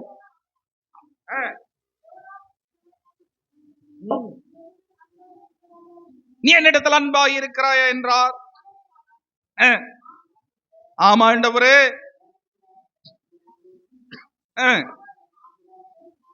என் ஆடுகளை மேய்ப்பாயாக, நான் உம்மை நேசிக்கிறேன் என்பதை அறிவீர். இரண்டாவது அதே கேள்விதான் கேட்கிறாரு. Peter, do you love me with agape love? Original translation உங்களுக்கு சொல்றேன். அகாப்பே என்கிற அன்பினாலே பேதுருவே நீ என்னை நேசிக்கிறாயா? எதிர்பார்ப்பில்லாத அன்கண்டிஷனல் லவ். ஆனா இப்பொழுது பேதுரு சொல்ற, ஆண்டவரே நான் உம்மை நேசிக்கிறேன் என்பதை அறிவீர். இப்ப பேதுருக்கு ரொம்ப நெருடலா இருக்குது, பதில் சொல்ல முடியல. ஏன்னா அவர் எதிர்பார்க்கிறது அவர்கிட்ட இல்லைங்கிறதுனால, ஆண்டவரே நான் உம்மை நேசிக்கிறேன், ஆனா அகாப்பே இல்ல ஆண்டவரே, பிலியோ அன்பினாலதான் நேசிக்கிறேன். நேசம் இருக்குது, சகோதரத்துக்கு நான் அன்பு. ஏன்னா இயேசு கிறிஸ்து நமக்கு மூத்த சகோதரன். தியாலஜி பிரகாரமாக நம்ம இயேசு அப்பான்னு சொல்றோம். ஆனா இறையியல் நடத்துற அந்த பைபிள் காலேஜ் டீச்சர்ஸ் இயேசு அப்பான்னு சொன்னா கூட சிலர் வந்துட்டு அப்பான்னு சொல்லக்கூடாது, பிதாதான் நமக்கு அப்பா, அவரை தவிர வேற ஒரு தகப்பன் இல்லை, ஆனால் இயேசு மூத்த சகோதரன் தான் சொல்லணும்னு சொல்லுவாங்க. ஆனா என்ன பொறுத்த மட்டில் அவர் நமக்கு சகோதரனாக மாத்திரமல்ல, அவருக்கும் அந்த தகப்பன் இருதயம் இருக்குது. அப்பான்னு சொல்றது தப்பே கிடையாது, கர்த்தருக்கு ஸ்தோத்திரம். நம்ம பிள்ளைங்களை என்னென்னமோ வார்த்தை சொல்லி கொஞ்சிரும். டே தங்கமேன்றோம், அவன் தங்கமா? அவன் இருக்குதுலயே 1ஆம் நம்பரு. நான் சொல்ல, நீங்களே ஃபில் பண்ணீங்க அந்த கேப். வைடூரியமேன்றோம், அவன் வைடூரியமா? அது ஒரு செல்ல வார்த்தை. அப்பா இயேசு அப்பான்னு சொல்றதுனால அது ஒரு பெரிய தியாலஜிக்கல் மிஸ்டேக் கிடையாது. சரி, அது போகட்டும். ஆண்டவரை நம்ம நேசிக்கிறோம், பிலி அன்புதான்ப்பா இருக்குது. இப்ப ரெண்டாவது அது சொல்றது, ஆடுகளை மேய்ப்பாயாகன்ற. இப்ப ஆண்டவர் கொஞ்சம் சும்மா இருக்கலாம் தானே? இப்ப மறுபடியும் அடுத்த வசனம் வாசிங்க. ஆண்டவர் விடுற மாதிரி இல்ல. 3ஆம் தரம் அவர் அவனை நோக்கி,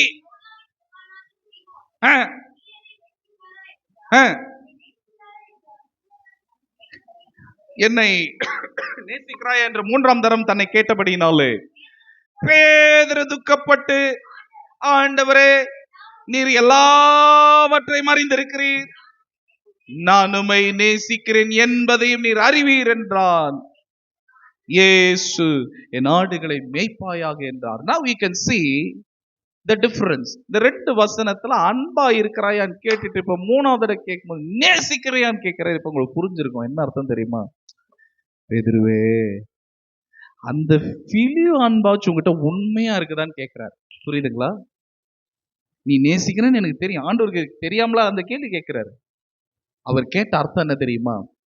அந்த சகோதரத்துவத்துக்கு நான் அன்பா வச்சு உங்ககிட்ட உண்மையா இருக்குதா? அந்த அன்புல குவாலிட்டி இருக்குதா? அந்த அன்புல ஒரு உண்மை இருக்குதா? இன்னைக்கு நம்ம எல்லாரும் ஆண்டவரை நேசிக்கிறோம், உண்மை. நம்ம எல்லாரும் ஆண்டவரை நேசிக்கிறதுனால தான் இன்னைக்கு ஆலயத்துக்கு வர்றோம், ஆண்டவருக்கு கொடுக்கிறோம், ஊழியத்தை தாங்குறோம், ஊழியம் செய்கிறோம், எல்லாம் செய்கிறோம். ஆனால் கர்த்தர் எதிர்பார்க்கிற அன்பு உங்களிடத்தில் இருக்கிறதா என்பதுதான் இன்றைக்கு பரிசுத்த ஆவியானவர் உங்களுக்கு முன்பதாக வைக்கிறதான ஒரு கேள்வி.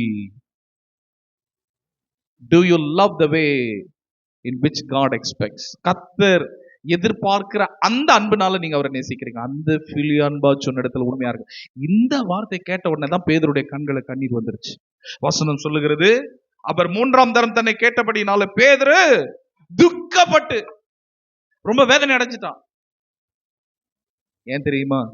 பேதுருவே, இந்த சகோதரத்துக்கு உண்டான அன்பு இருந்தாலாகிலும் இந்த சிலுவை என்கிட்ட சுமந்து கொண்டு என் கூட வந்திருப்பியப்பா, காவலிலும் சாவிலும் பின்பற்றி வரேன்னு சொன்னியே, யாரு மறுதளிச்சாலும் நாம மறுதளிக்க மாட்டேனியே, அப்ப இவர்களை விட அன்பாய் நேசிக்கிறாயா?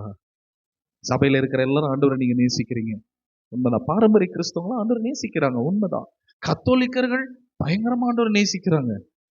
ஆனா கர்த்தர் என்ன தெரியுமா எதிர்பார்க்கிறார்? மற்றவங்களை விட பெந்தேகோஸ்தே சபை என்று சொல்லப்படுகிற நாம், கரிஸ்மேட்டிக் சர்ச்சஸ் என்று சொல்லப்படுகிற நாம், ஆவியின் அபிஷேகத்தை பெற்ற நாம், அந்நிய பாஷைகளை பேசுகிற நாம், வரங்களை உடையவர்களாகிய நாம் எந்த அளவிற்கு ஆண்டவரை நேசிக்கிறோம்? அந்த அன்புல உண்மை இருக்கிறதா? அவரோடு பேச வேண்டும் என்று வாஞ்சியா இருக்கிறீர்களா? அவரோடு கூட நீங்கள் உறவாட வேண்டும் என்கிற அந்த தாகம் இருக்கிறதா? என்னோட வாழ்க்கையில ஆரம்பத்துல டீனேஜ் நாட்கள்ல ஒரு நாள் நான் ஜெபம் பண்ணலைன்னா என் இருதயமெல்லாம், ஐயோ இன்னைக்கு நான் ஜெபம் பண்ணல, தேவ பிரசன்னத்தை நான் அனுபவிக்கலையே ஆண்டவரே, ஐயோ ஒரு வெறுமை இருக்கிறது, வெறுமை இருக்கிறது, வெறுமை இருக்கிறது. ஆனா ஆண்டவர் கொஞ்சம் கிருபைகளை கொடுத்து கொஞ்சம் ஆசீர்வதிச்சு கொஞ்சம் பயன்படுத்தி கொஞ்சம் வெளியிலலாம் ஆண்டவர் கொண்டு போய் கர்த்தர் ஆசீர்வாதங்களை கொடுத்த பிறகு அன்னைக்கு இருந்த அந்த ஒரு அன்பு கொஞ்சம் குறைகிறத நான் உணர்றேன். ஆண்டவர்கிட்ட உனக்கு கடந்த வாரத்துல கூட ஜெபம் பண்ண, ஆண்டவரே அன்றைக்கு நான் என் டீனேஜ் நாள்ல நம்ம எப்படி நேசிச்சனோ அன்னைக்கு எனக்குள்ளாக ஒரு வைராக்கியம் இருந்துச்சு, அதே வைராக்கியத்தை எனக்கு கொடுங்கப்பா. என் வயது அதிகமாகிறதுனால அன்பு குறையக்கூடாதுப்பா. கவனிங்கள், கடைசியா நான் சொல்லி முடிக்கிறேன். இன்னைக்கு நல்லா கவனிங்க. சீக்கிரமா நீங்க போயிட்டீங்கன்னா உங்களுக்கு பசி எடுக்காது, நீங்க பிரியாணி சாப்பிட மாட்டீங்க. கொஞ்சம் பசி நேரத்துல முடிச்சதான் நீங்க திருப்தியா 2 முறை 3 முறை சாப்பிடுவீங்க. அதனால மைண்டை கொஞ்சம் டியூன் பண்ணீங்க. உங்களை விட பல மடங்கு எனக்கு சரீரத்துல பலவீனங்கள். கர்த்தருக்கு ஸ்தோத்திரம் உண்டாவதாக. சரீரத்துல சில விதமான பலவீனங்கள் மத்தியில தான் நான் ஊழியம் செய்து கொண்டிருக்கிறேன். ஆனால் கர்த்தர் இந்த பலவீனங்கள் மத்தியில கர்த்தர் அடியனை பயன்படுத்தி கொண்டு வருகிறார். ஒவ்வொரு முறை செய்தி கொடுத்து முடித்த பிறகு என்னுடைய நெஞ்சு பகுதியில் ஒரு விதமான அழுத்தமும் வேதனையும் எனக்கு காணப்படுகிறது. 2 நாள் முன்னாடி கூட யோசிச்சேன், ஆண்டவரே இன்றைக்கு ராத்திரி கண்ணை மூடின பிறகு காலையில நான் எழுந்திருப்பேனாங்கிறதான ஒரு கேள்வி என்னுடைய மனதில் வந்தது. ஆனால் ஒன்று தெரியும், ஆண்டவர் எனக்கு கொடுத்திருக்கிற வாக்குத்தத்தத்தை நிறைவேற்றி முடிக்கிற வரைக்கும் என்னுடைய ஜீவனை ஒருத்தரால் எடுக்க முடியாது. அதை நான் அறிந்திருக்கிறேன். ஆனால் பலவீனத்தின் மத்தியில தான் நான் நின்று கொண்டிருக்கிறேன். இன்றைக்கு ஆண்டவருடைய ஏக்க குரலை உங்களோடு கூட நான் கேட்கிறேன். தானியேல் சிங்கக்கவியில போடப்பட்டாருன்னு அவங்க எல்லாருக்கும் தெரியும். ஆனா நான் ஒன்று சொல்லட்டுமா? 1வது அதிகாரத்தில் உள்ள தானியேல் 6வது அதிகாரத்தில் உள்ள தானியேல் என்ன வித்தியாசம்? அதே தானியேல் தான். 1வது அதிகாரத்துல தானியேல் வரும் பொழுது மேக்சிமம் 15 17 வயசு உள்ள தானியேல். அப்போ ஒரு வைராக்கியம் இருந்துச்சு. ராஜாவுடைய போஜனத்தினால நாங்கள் தீட்டுப்படுத்த மாட்டோம், ஏன்னா அந்த போஜனத்துல தீட்டு இருக்குது. கவனிங்க, அன்றைக்கு ராஜாவுடைய போஜனத்துல ட்ரிங்க்ஸ் இல்லாம இருக்காது. அந்த மாதிரி போஜனத்தெல்லாம் நாங்க சாப்பிட்டு எங்களை நாங்க தீட்டுப்படுத்தணும்ன்ற அவசியமே கிடையாது. தெரியுமா? கிட்டத்தட்ட ஆல்மோஸ்ட் 5 மாசம் அவங்க யூதேயாவில இருந்து டிராவல் பண்ணி பாபிலோன் வந்திருக்கிறாங்க. எப்படி வந்தாங்க? ஃப்ளைட்ல வந்தாங்களா இல்ல கார்ல வந்தாங்களா? நடந்து என்ன தெரியுமா செய்வாங்க? தப்பிச்சு போயிடக்கூடாதுன்னு எல்லாருடைய 2 கால்களை கட்டிடுவாங்களாம். கட்டி தர தர தர தர தரன்னு இழுத்துட்டு போவாங்க. கவனிங்கள், சரீரெல்லாம் பலவீனமாயிட்டு இருக்கும் 5 மாசத்துல. அப்படி பலவீனப்பட்டதான அந்த நேரத்துல கூட ராஜா போஜெல்லாம் வேணாம். பிரதானியை பார்த்து சொல்றா, எங்களுக்கு 10 days கொடுங்க, டைம் கொடுங்க. மற்றவங்க முகத்தையும் பாருங்க, எங்க முகத்தையும் பாருங்க. அவன் நான் வெஜிடேரியன் சாப்பிட்டவங்களாம் தொஞ்சு போய் கிடக்குறான். ஒரு சிலர் என்ன சாப்பிட்டாலும் உடம்பு ஏறவே ஏறாது. கர்த்தருக்கு ஸ்தோத்திரம் உண்டாவதாக. அதனால திட்டமும் சொல்லுவாங்க, அவன் வென பிடிச்சவன், அதனால அவன் உடம்புல ஏறலன்னுவாங்க. ஆனா இவங்க மரக்கறி தான் சாப்பிட்டாங்க. பருப்பு முதலானவைகளை சாப்பிட்டுட்டு மற்றவங்களோட 10 மடங்கு சமத்துறாங்க. கவனிங்க, இந்த பலனை கொடுத்தது யாரு? தேவனாகிய கர்த்தர். சாத்ராக் மேஷாக் ஆபேத்நேகோ பார்த்தா சும்மா அப்படி ஃப்ரெஷ்ஷா நிக்கிறாங்க. கர்த்தருக்கு ஸ்தோத்திரம் உண்டாகும். நம்ம கூட ஆலயத்துக்கு வரும்போது அப்படியே தொஞ்சு போய் வாடி போய் வதங்கி போய் எப்படா முடிப்பாரு? 6 நாளும் வேலை செஞ்சு கொஞ்சம் சீக்கிரமா ஆலயத்தை முடிச்சா கொஞ்சம் போய் துணியை துவைக்கலான்னு பார்த்தா அதோ ஒரு வசனம். கர்த்தருக்கு ஸ்தோத்திரம் உண்டாதா. கொஞ்சம் வெயில் காயுதுடா, கொஞ்சம் துணியை காய வைக்கலான்னு பார்த்தா செய்தியை வேற இவ்வளவு நேரம் நீட்டிட்டாங்களே. ஆனா அவங்க ஃப்ரெஷ்ஷா இருக்கிறாங்க. ஆனால் கவனிங்கள், when it comes to the 6th chapter, நான் வயதை கணக்கிட்டு பார்த்தேன். தானியேலுக்கு 80 வயதை தாண்டி விட்டது. நீங்க கேட்கலாம், பாஸ்டர் பைபிள் எங்க போட்டுக்குது? என்ன பாஸ்டர் புதுசா சொல்றீங்க? ஹிஸ்டரி ஆராய்ச்சி பாருங்க. என்ன ஹிஸ்டரி? தானியேல் 1வது அதிகாரத்துல வரும்போது நேபுகாத்நேச்சார் தான் ராஜாவா இருக்கிறான். ஆனா அதுக்கப்புறம் எத்தனை ராஜா மாறினாங்கன்னு தெரியுமா? அது பைபிள்ல எல்லாம் நீங்க ஹிஸ்டரியை பார்க்கும்போது நேபுகாத்நேச்சாருக்கு அடுத்தது அவன் சொந்த மகனாகி ஏவில் மெரோதாக் என்கிற ராஜா வருகிறான். அவன் 2 வருஷம் ஆராய்ச்சி செய்யறான். அவன் பேர் பைபிள்ல இருக்குது. அடுத்தது நேபுகாத்நேச்சாரோட மருமகன் நெர்கல் சரேத்சர் என்கிறதான ஒரு ராஜா வருகிறான். அடுத்தது லபாஷி மெரோதாக் என்கிற ஒரு ராஜா வருகிறான். இதெல்லாம் பாபிலோனிய சாம்ராஜ்யத்துல கடைசியா தான் பெல்ஷாத்சாருடைய பேரை நம்ம பார்ப்போம். கரெக்டா? பெல்ஷாத்சாருடைய பேர். ஆனா அந்த பெல்ஷாத்சாருடைய அப்பா நெபோனிடஸ் என்று சொல்லக்கூடிய 2 பேரும் சேர்ந்து தான் ஆட்சி செய்யறாங்க. அதனாலதான் தானியேல் கிட்ட சொல்றாங்க, நீ 3வது அதிபதியா இருப்பாய். என்ன அர்த்தம்னா, அப்பா புள்ள 2 பேரும் சேர்ந்து ஆட்சி பண்றாங்க. நீயும் இந்த கையெழுத்த நீ விளக்கத்தை கொடுத்தனா 3வது அதிபதியா இருப்பாய். அப்படின்னு என்ன அர்த்தம்? இப்ப இத்தனை ராஜாக்களை கடந்து கவனிங்கள். இப்பொழுது பாபிலோனிய சாம்ராஜ்யம் அப்படியே தலைக்கீழாய் கவிழ்ந்து அடுத்த சாம்ராஜ்யம் உருவாகிறது, மேதிய பெர்சிய சாம்ராஜ்யம். மேதிய சாம்ராஜ்யத்தை விட பெர்சிய சாம்ராஜ்யம் கொஞ்சம் பெருசு. கூட்டணி ஆட்சி. கவனிங்கள். சில வேளையில ஆட்சி அமைக்கணும் அப்படின்னா முடியாது. ஆனால் என்ன செய்வாங்கன்னா, மற்ற ஆட்சிகளை, அதாவது ஜெயித்த அந்த மற்ற கட்சியா இருந்தாலும் அவர்களோடு சேர்ந்து கூட்டணி ஆட்சி அமைப்பாங்க. அந்த மாதிரி கூட்டணி ஆட்சி அமைக்கும் போது தான் தரியு ராஜா வருகிறான். அப்ப தானியேலோட வயசு 80 வயசை தாண்டிருச்சு. ஆனா இப்ப ஒரு சட்டம் பிறக்குது, சிங்க கிபியில போடப்படுவார். நமக்கு பாத்தீங்கன்னா சண்டே கிளாஸ் 2 படம் 3 சிங்கம் இருக்கிற மாதிரி காட்டுவாங்க. 2 சிங்கம் 3 சிங்கம் இல்ல, எத்தனையோ சிங்கங்கள். அப்படி போட்ட அடுத்த ஸ்பாட்ல காலி ஆயிடுவாங்க. ஒரு மனுஷன் வாக்கிங் 2 நாயை கூட்டுன்னு போயிருக்கான். இப்ப சமீபத்தில் நடந்திருக்குது. அந்த 2 நாய் வாக்கிங் கூட்டு போன அந்த மனுஷனை சொந்த நாய்களே அந்த ஓனரை கடிச்சு கம்ப்ளீட்டா க்ளோஸ் பண்ணிருச்சு. கர்த்தருக்கு ஸ்தோத்திரம். ரத்த வெறி. ஆனா சிங்கத்தை கொஞ்சம் யோசித்து பாருங்க. ஒரு சிங்கம் 2 சிங்கம் அல்ல, சிங்க கெபியிலே போடப்படும் போது நம்மளா இருந்தா என்ன யோசிச்சிருப்போம், ஆண்டவரே நான் உண்மைதான் சேவிக்கிறேன் ஆண்டவரே அப்படின்னு சொல்லிட்டு ராஜா முன்னாடி வணங்கியிருப்போம். மன்னிப்பு கேட்டு உபவாசம் பண்ணி சுத்திகரிப்போட தான் இருக்குதுல்ல கட்சியில. கரெக்டுங்களா? பண்ண வேண்டியதெல்லாம் பண்ணிடலாம், பரவாயில்ல. நம்முடைய ஆண்டவர் மன்னிக்கிறவர். ஆண்டவரே இடத்துல திரளான மன்னிப்புகள் உண்டாண்டவரே அப்படின்னு ஆண்டவருக்கு அவருடைய வசனத்தை ஞாபகப்படுத்தி பண்ண வேண்டியதெல்லாம் பண்ணிட்டு 2 சொட்டு கண்ணீர் விட்டு, அப்பாடா என் பார்த்த ஆண்டவர் மன்னிச்சிட்டாரா, அல்லேலூயா அப்படின்னு போயிருப்போம்.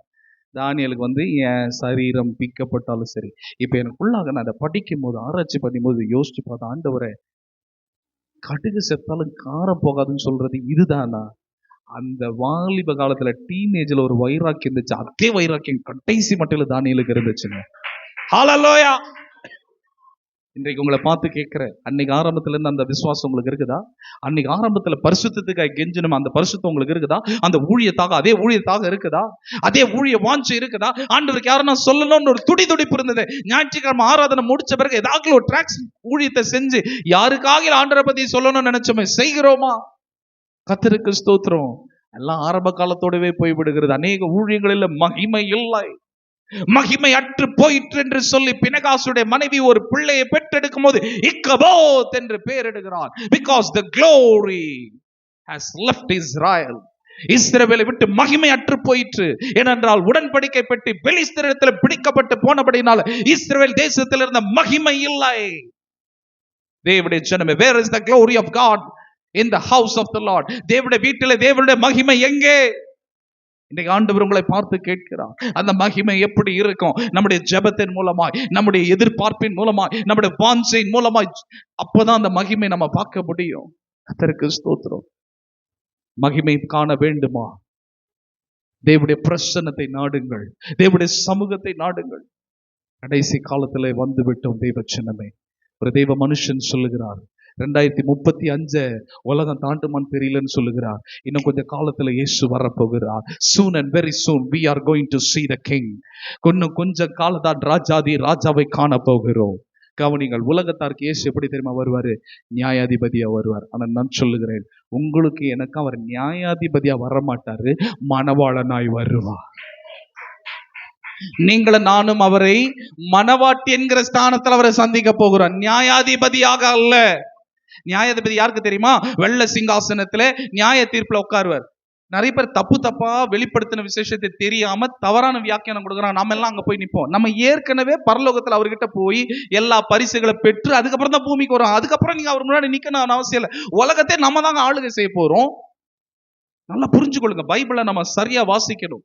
வெளிப்படுத்தின விசேஷத்துல ஒரு ஸ்திரீ அப்படின்னு வரும், சூரியன் அணிந்திருந்த ஸ்திரீ, என்னென்னமோ விளக்கம் கொடுக்குறாங்க. இல்ல, வெளிப்படுத்தின விசேஷம் 3வது அதிகாரத்தோட கவனிங்க. சர்ச்சோட சாப்டர் க்ளோஸ், அவ்வளவுதான். 4வது அதிகாரத்துல 5வது அதிகாரத்துல இருந்து பாத்தீங்கன்னா பரலோகத்துல நடக்கிற காரியத்தை பார்க்கிறோம். 6வது அதிகாரத்துல கைவிடப்பட்டவர்களுடைய நிலைமை பூமியில நடக்கிறத தான் இந்த பரலோகமானது ரெக்கார்ட் பண்ணி இருக்குது.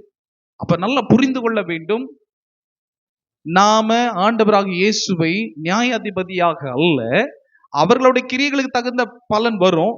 அதற்கு 2 விதமான பதங்கள் இருக்கிறது, பீமா சீமா என்று சொல்வார்கள். ஒன்று, அத நியாய தீர்ப்புனா நமக்கு இப்ப நம்ம சொல்லலாம், ஆண்டு முன்னாடி கணக்கு கொடுப்போம். அது என்ன அர்த்தம்னா, நீங்களும் நானும் செய்த ஊழியத்திற்கு அவருக்காய் வாழ்ந்த வாழ்க்கைக்கு ஏற்ற ஒரு பரிசு கொடுப்பார். அது ஒரு விதமான நியாய தீர்ப்பு. ஆனா உலகத்துக்கு கொடுக்கிற நியாய தீர்ப்பு இருக்கு பாருங்க, அது வேறு. அது தண்டனைக்கேற்ற நியாய தீர்ப்பு. ஆனா நீங்களும் நானும் பெற போகிற நியாய தீர்ப்பு என்னன்னா, நம்முடைய வாழ்க்கைக்கேற்ற பரிசுகளை கொடுக்கிற நியாய தீர்ப்பு. இதெல்லாம் சொல்றதுக்கு டைம் இல்லை. அத கிரேக்க பதத்துல பீமா சீமா சீட் அப்படின்னு சொல்லுவாங்க, ஜட்ஜ்மெண்ட் சீட்ல. சரி, அது போகட்டும். ஆனால் ஒன்றை சொல்ல விரும்புகிறேன், நீங்களும் நானும் மனவாட்டி என்கிற ஸ்தானத்துல அவரை சந்திக்க போகிறோம். அவருடைய வருகை சமீபமா இருக்கிறபடினால இந்த வருஷ இறுதியில, ஆண்டவரே, அந்த ஆதி அன்புக்கு என்னை கொண்டு வாங்கப்பா. I want to love you more and more Lord. நான் இனிமேல் நீங்க உங்க குடும்பத்தை நேசிங்க, உங்க மனைவியை நேசிங்க, உங்க கணவனை நேசிங்க, உங்க பிள்ளைகளை நீங்க நேசிக்கலாம், வேற யாரும் நேசிப்பா, உங்க சபையை நேசிங்க. ஆனால் இவைகள் எல்லாவற்றை விட அவரை கூடுதலாய் நேசிப்பதற்கு, இவைகள் எல்லாவற்றை விட அவரிடத்தில் அன்பு கூறுவதற்கு இந்த காலை வேளையில் உங்களை அர்ப்பணிப்பீர்களா? ஆண்டவர் சொல்லுகிறார், என் ஆடுகளை மேய்ப்பாயாக. நான் செய்தியை முடிக்கிறேன். ஆனா செய்தியை முடிச்சாலும் என் டைமை நான் ஜெபத்துல உங்களை நடத்த விரும்புகிறேன். கடைசியா நடந்த காரியம் என்ன தெரியுமா? அப்பதான் பேதுருக்குள்ளாக ஒரு வைராக்கியம் வருகிறது. பெந்தேகோஸ்தே நாளில எந்திரிச்சு நின்று எவ்வளவு தைரியமா பேசுறாரு தெரியுமா? ஒரு காலத்துல உயிருக்கு பயந்தவர் 3வது அதிகாரத்துல பேசுறாரு, அந்த ஜீவ அதிபதி நீங்க தாயா கொலை செஞ்சீங்க யூதர்களே, it is you who had killed Jesus. கடைசியாக பேதுருடைய மரணத்தை வேதம் ரெக்கார்ட் பண்ணலான, ஹிஸ்டரி ரெக்கார்ட் பண்ணுகிறது. நீரோ என்கிறதான ரோம மன்னனுடைய காலத்துல சுவிசேஷத்தை பரப்பினது நிமித்தமாய் பேதுரு கொல்லப்படுகிற நேரம் வருகிறது.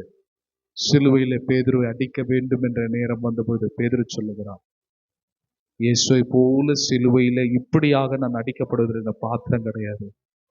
I am not worthy. அப்படியே தலைக்கீழா சிலுவையில் அறைக்கும். தலைக்கீழாக பேதுருவை சிலுவையில் அறைத்தார்கள். அந்த அகாப்பேவுடைய அன்பை கடைசி நேரத்தில் வெளிப்படுத்தினான். நீங்களும் நானும் சாகணும்னு ஆண்டவர் எதிர்பார்க்கல, உங்களை வாழ வைக்கிறதுக்கு தான் இந்த பூமியில வந்தார். ஆனா வாழ்ற நாட்களில் அவர் உண்மையா நேசிப்பீர்களா? அவர் உண்மையாய் அன்பு கூறுவீர்களா? அந்த காலத்துல ஆண்டவர் நீங்க எப்படி நேசிச்சீங்க? ஆலய ஆராதனைன்னா டைமுக்கு முன்னாடியே வந்து ஆலயத்துல உட்கார்ந்த நாட்கள்.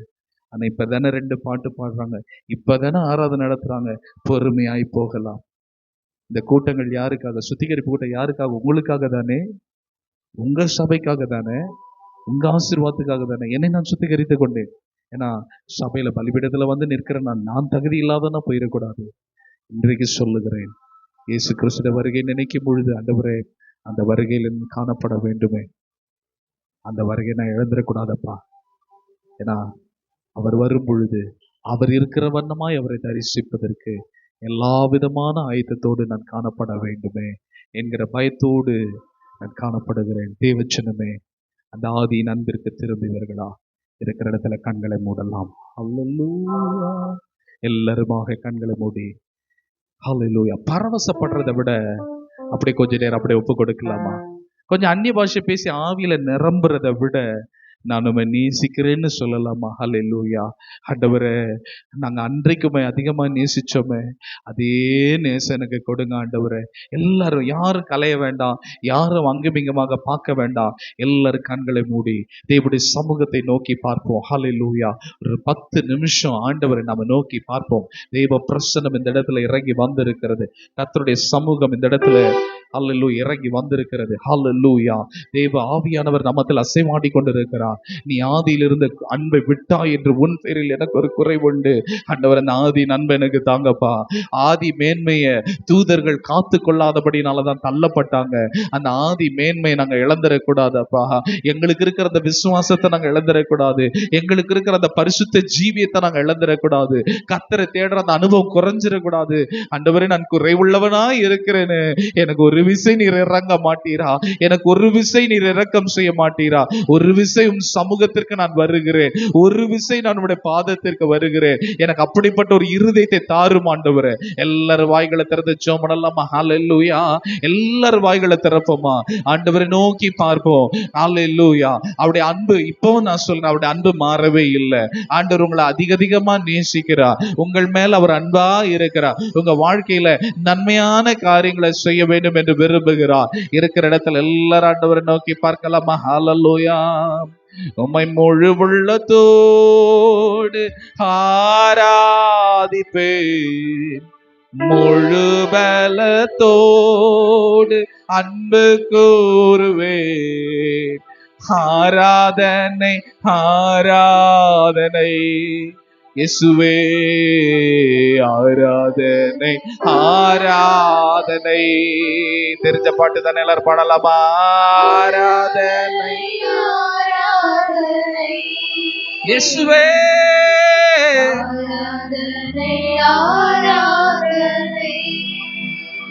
ஓஹோ எபினேசரே, எபினேசரே, இதுவரையில் உதவினீரே.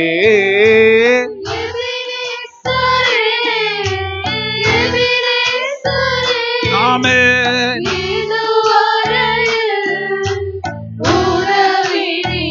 அப்பா, இதுவரையில்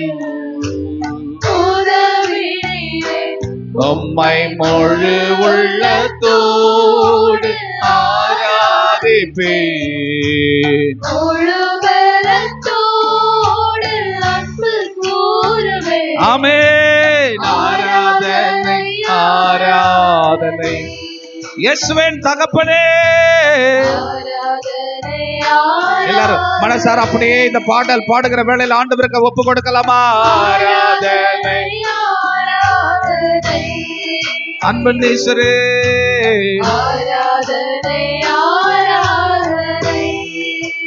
ஆமென் ஆமென். உம்மை அல்லாமல் வேறே விருப்பம் என் உள்ளத்தில் இல்லையே.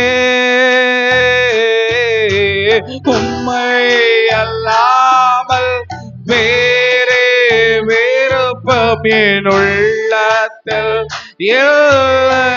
நிம்மதியே நிரந்தரமே, நிம்மதியே நிரந்தரமே, என் நிம்மதியே என் நினைவெல்லாம் ஆள்பவரே, என் நினைவெல்லாம் ஆள்பவரே. பழைய பாட்டு, ஃபாதர் பாட்டு பாடுங்கள. நேசிக்கிறேன் உம்மை தானே ஐயா, நேசிக்கிறேன் உம்மை தானே ஐயா, உம்மை தானே ஏசையா,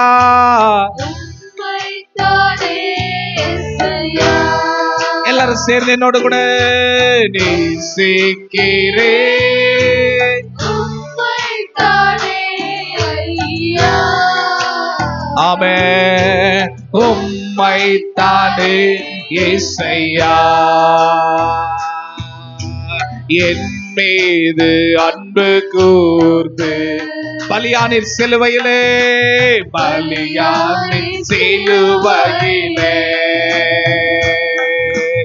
எனக்கா ரத்தம் சிந்தி கரங்களை தட்டி கழுவினீர். சொல்லலாமே, என் மீது தகப்பனே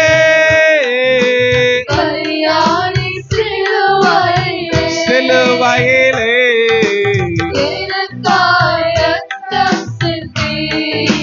அப்பா பிரித்தெடுத்தீர், பிறக்கும் முன்னால் பிரித்தெடுத்தீர், உமக்கென்று வாழ்ந்திட. எல்லாரும் சொல்லுவோமா? பிரித்தெடுத்தீர்,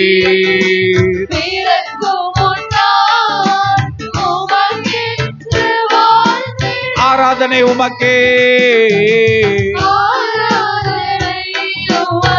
இயேசுவே அனுதினமும் உமக்கே, தகப்பனே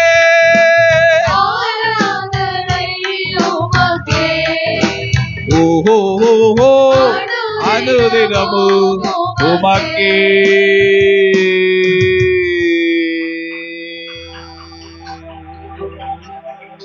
ஓ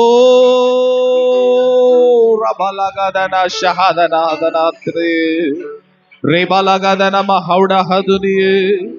We love you, Jesus. நாங்கள் உம்மை நேசிக்கிறோம். உம்மை விட்டு நாங்க எங்கப்பா போவோம்? ஜீவனுள்ள வார்த்தைகள் உம்மிடத்துல உண்டு, ஜீவன் தரும் வார்த்தைகள் உம்மிடத்துல உண்டு, நித்திய ஜீவன் உம்மிடத்துல உண்டு. உம்மை விட்டு நாங்கள் எங்கே ஓடுவோம்? உம்முடைய சமூகத்துல இருந்து நாங்கள் எங்கே ஒளிந்து கொள்ளுவோம்? சமுத்திரத்தின் ஆழத்துல நாங்க போனாலும், பாதாளத்தின் ஆழத்துல போனாலும், வானத்திற்கு ஏறினாரோ, நீர் எல்லா இடங்களில் இருக்கிறீரு.